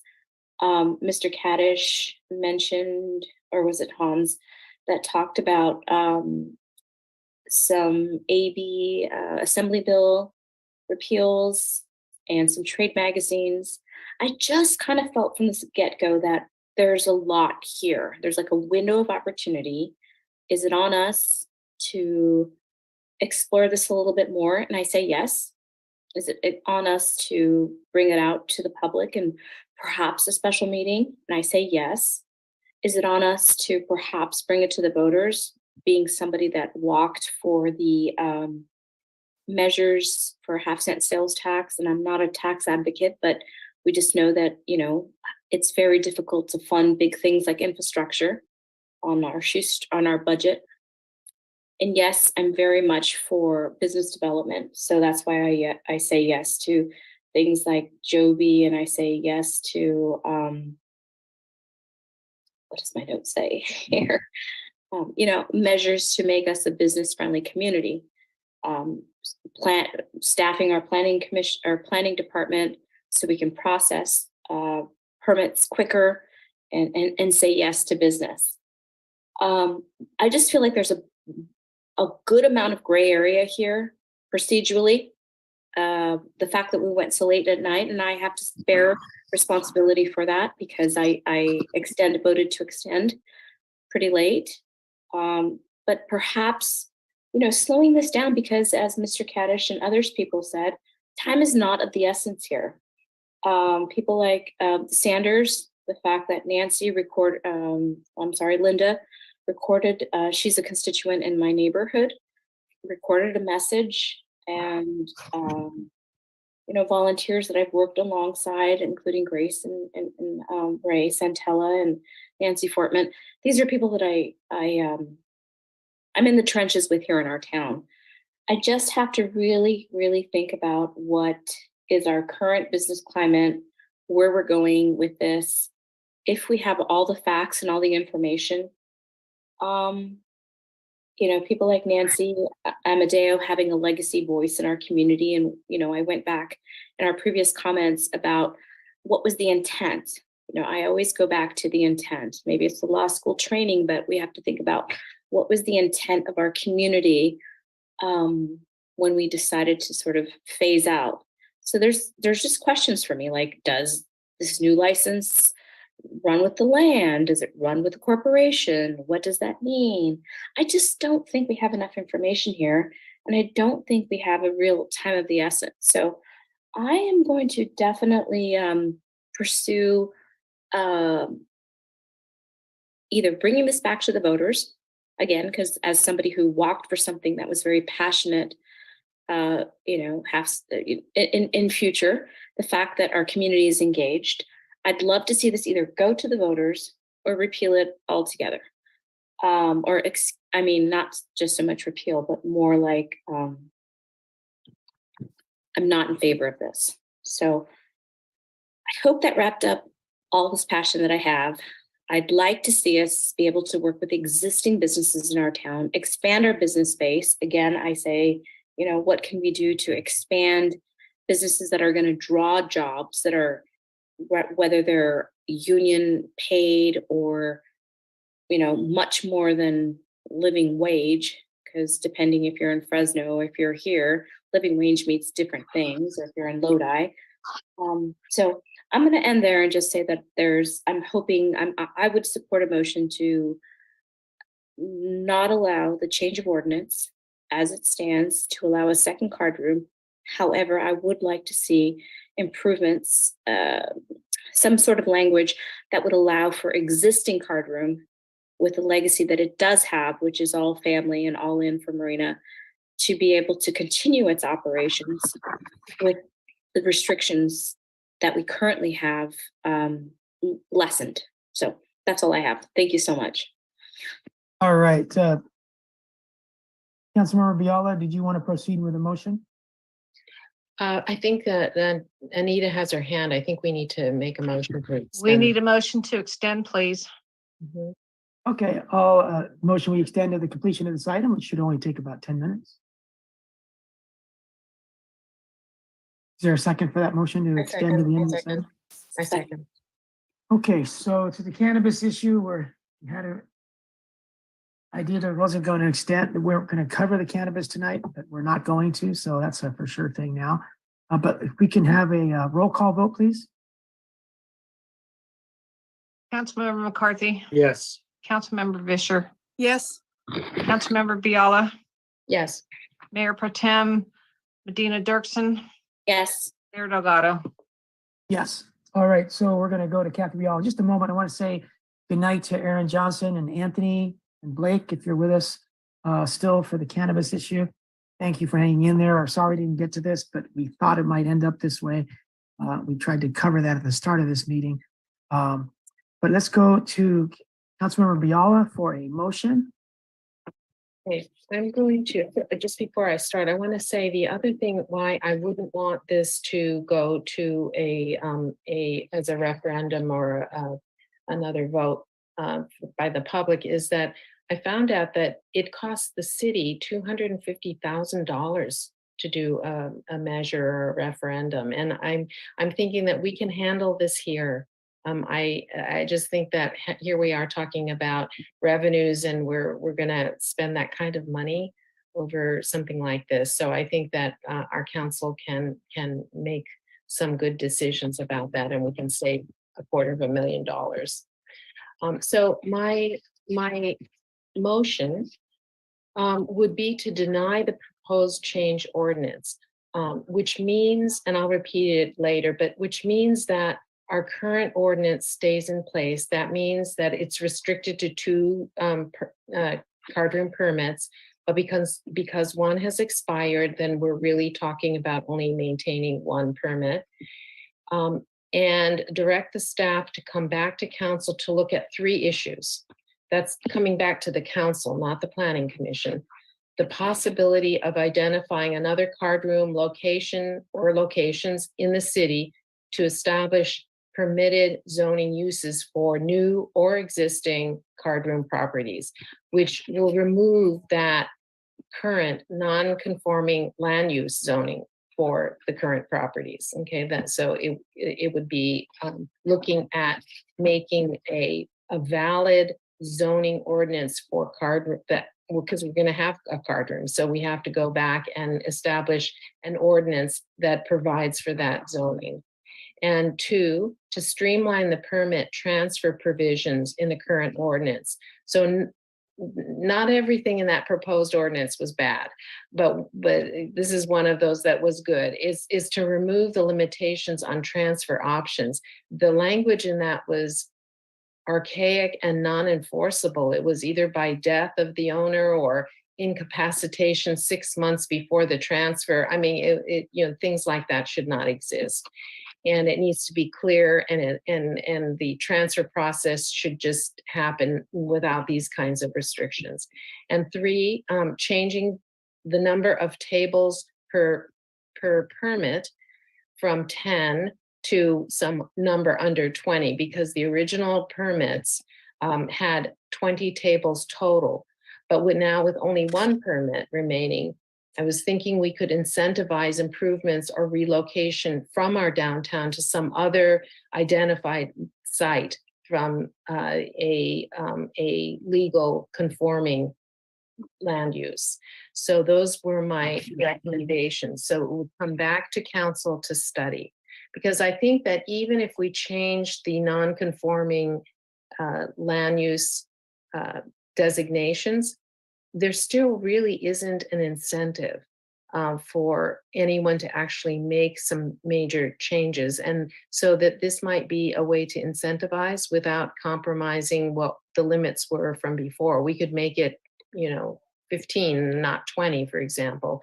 But those are my thoughts, that we should at least look at that and get some idea from staff about these 3 issues.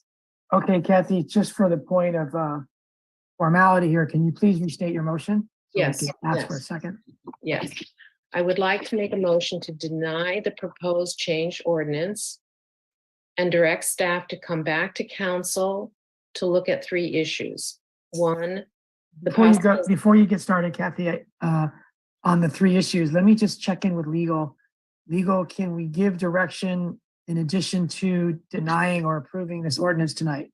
Thank you. Through the mayor, I was going to point out what's before you is just simply the ordinance there, sort of informally. You can direct staff and work with your city manager to get something on the agenda per the usual channels there. But item before you is the second read. The reasons stated can inform the decision making there. But as far as future direction to staff, the item on the agenda tonight is just the second read.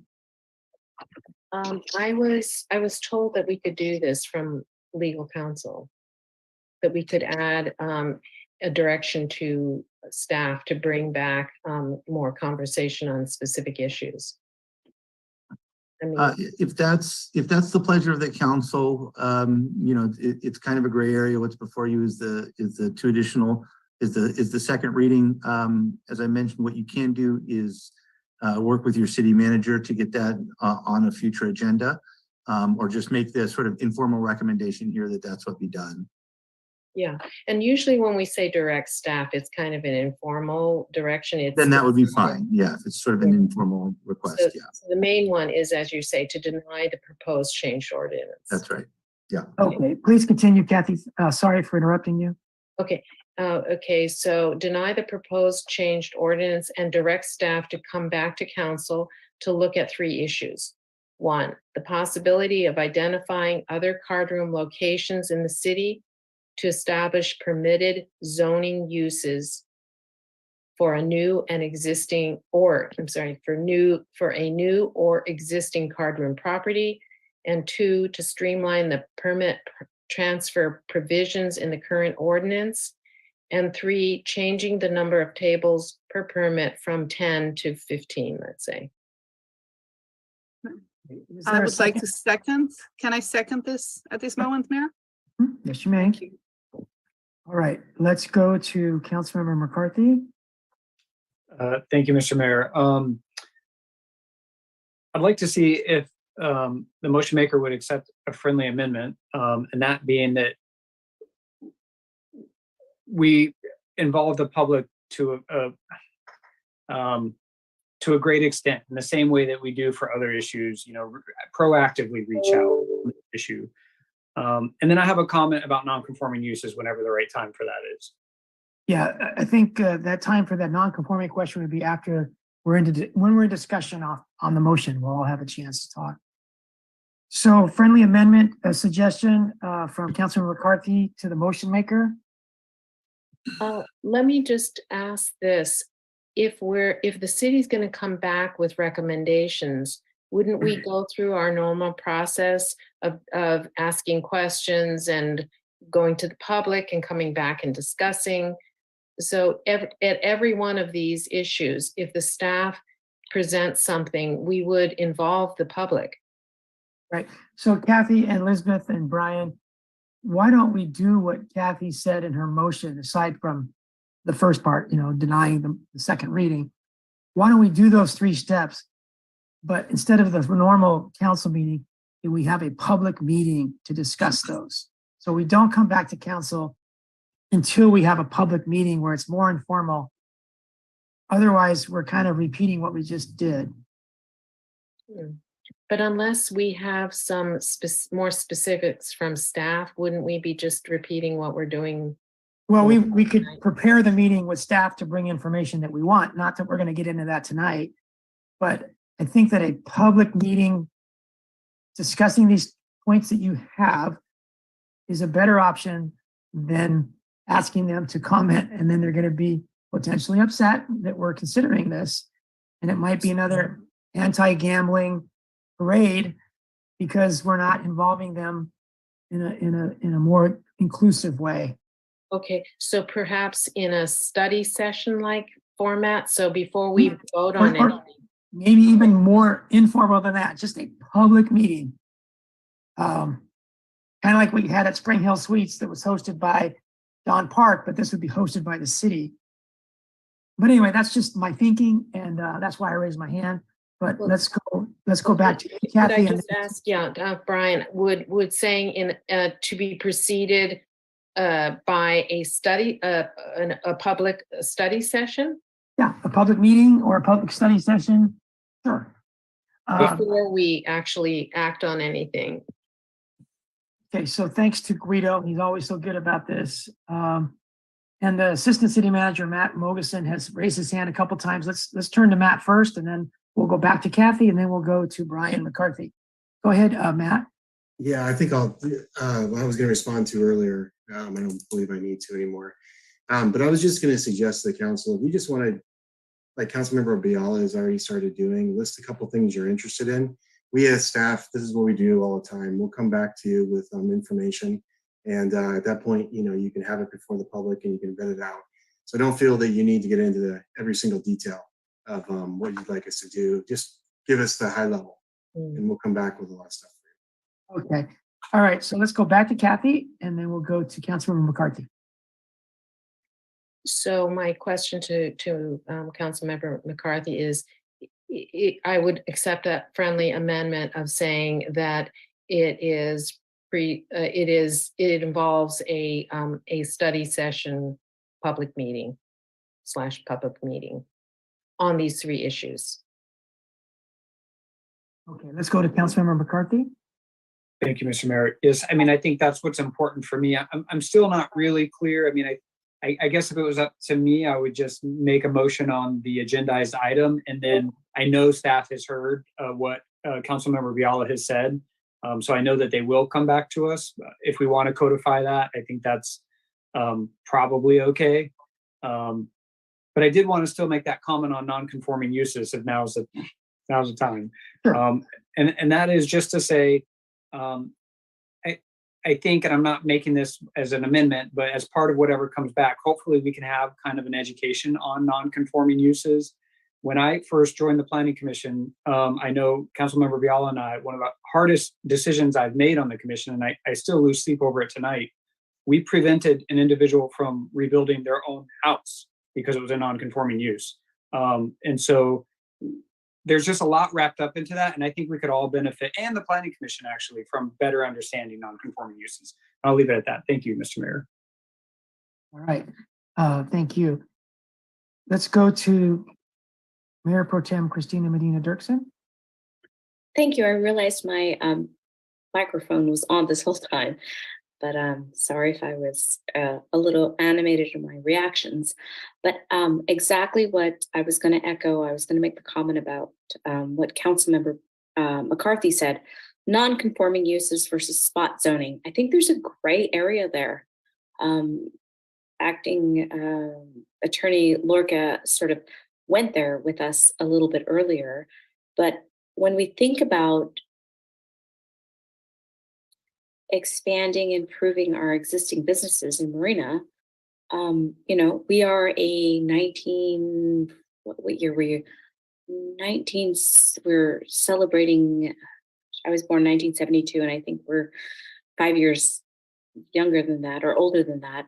We're an older town. So when we think about how we are formed and where we're zoned and how we are established, there's a lot of grandfather uses here in town, to include the card room.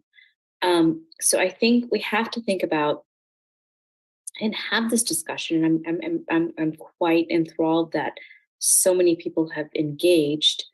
You know, what we want our town to look like and who's been here and how we support, or rather improve, uses that are in place. So that being said, I appreciate the conversation this evening.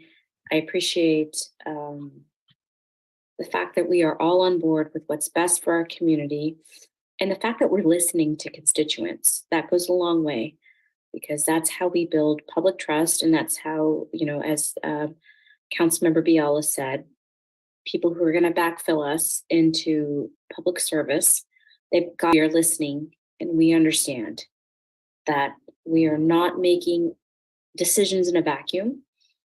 And when we think about, you know, supporting our staff, while we might not have as much information as we need at this particular time, perhaps there's special study sessions. If we've identified this as an issue of concern, so let's put this on our radar, and let's make sure that we listen, and let's make sure that we, you know, do as much outreach as possible. I appreciate the citizens stepping up, because that's what it's going to take. Citizens interested and engaged, and council members, all of you, having you know, your thoughts wherever they are, past experiences. That's what weigh into our decisions. So I just want to say this has been a really good conversation, as was the last. I apologize it going so long, but I think this is democracy at work, and I'm glad that this conversation is going in a different direction. So that's all I have to say. Thank you.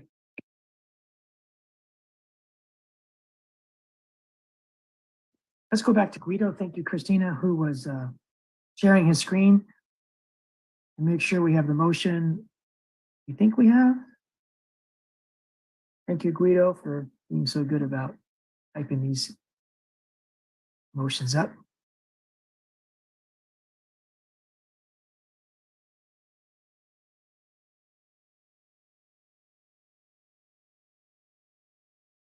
So something about having a study session to discuss topics such as, I don't want to upset people with the perception we're going to go from 10 to 15 card rooms without their input. All these things we're talking about may or may not be popular with the public. They may or may not be the right thing to do. But I think the right thing to do that we've learned during this process is that when it involves gambling, we should probably have public meetings first before we get too far down the road. Through the mayor, Yes, go ahead. should to change the number of card rooms, should that be not necessarily card rooms, but card tables? Yeah, that's, Good catch, absolutely. Kathy, does this capture your Yes. motion? Okay. Does it include the friendly amendment? I don't see Yes. that. Mhm. Okay, to involve public funds. Okay. All right. So Councilmember Vischer, does your second hold on what you see in the screen before you? Yes, it does. Okay. Unless there's any final comments, I think we're ready to go to a vote. Councilmember McCarthy. Just a quick comment. I don't know that it's that important, but my amendment was to discuss non-conforming uses in general, just to educate us on what a non-conforming use is, not just on relationship to card rooms. Okay, number 6 is, okay, you got that number 5. That's great.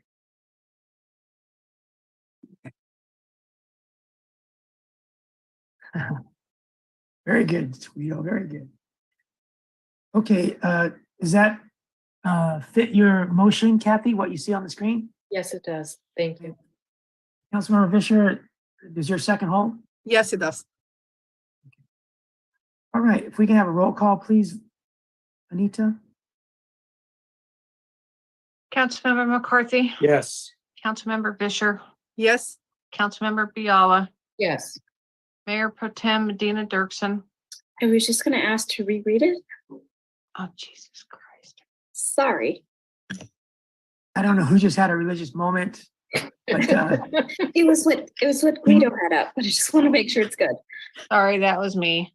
Make a motion to not adopt the second reading of the proposed amendments and to provide general directions to staff to do the following. 1, possibility of identifying the other card room locations permitted zoning uses. 2, streamline the transfer provisions in the ordinance. 3, change the number of card room tables in one location from 10 to 15 to involve the public in a study session community meeting prior to a public hearing on the card room ordinance modifications. And 5, to discuss the non-conforming use ordinance in general. Yes. okay, Mayor Delgado. yes. Am I the last person to vote? Okay, so that motion passes 5-0. Staff, you did a great job here. There was 1 or 2 comments that were, I think, not so fair to you, but I think you've done a very fair, even-handed treatment of this matter. Thank you. And thanks to all. Assistant City Manager has his hand up. Matt, did you have your I hand do. up? Before we adjourn, I want to let you finish this discussion. Before you adjourn, though, actually, I think we need to continue item 13A to 13B to a date certain for public hearing notice reasons. Yeah, so instead of adjourning, can we continue this meeting to the next February 21st or whatever that day is, or Tuesday? February 22nd. 22nd. So we won't adjourn, but we'll continue this meeting to February 22nd. Is that proper, Matt? I believe I probably need to take an action to do that. We just need to continue the item. We're not continuing the item, but we're continuing the meeting so we can hear without having to renotice or. Heidi, can you help us out, please? Yes, Mayor, you can continue the item. You can still adjourn the meeting, but you're going to continue 13B to a date certain, and that carries the noticing along to the next meeting. Okay, so we're continuing the item 11B. And I suppose 11C, correct? 13B. 13B and 13C, is that correct, Heidi? Correct. At 13C doesn't involve any noticing, but you are continuing both items, so. All right. And we're So- certain it's the 22nd, not the 21st. It's the 20, through the mayor, it's the 22nd because of the holiday on the 20th. All right, so we will continue these unaddressed items to the 22nd. And again, thanks to everybody tonight. It's been a very good meeting. Good night, Doug. Good night, Nick. Thank you. Good night, night. everyone. Good night, everybody. Good night. Good night, everybody. Thank you. Thank you, everyone. Good night. Good night.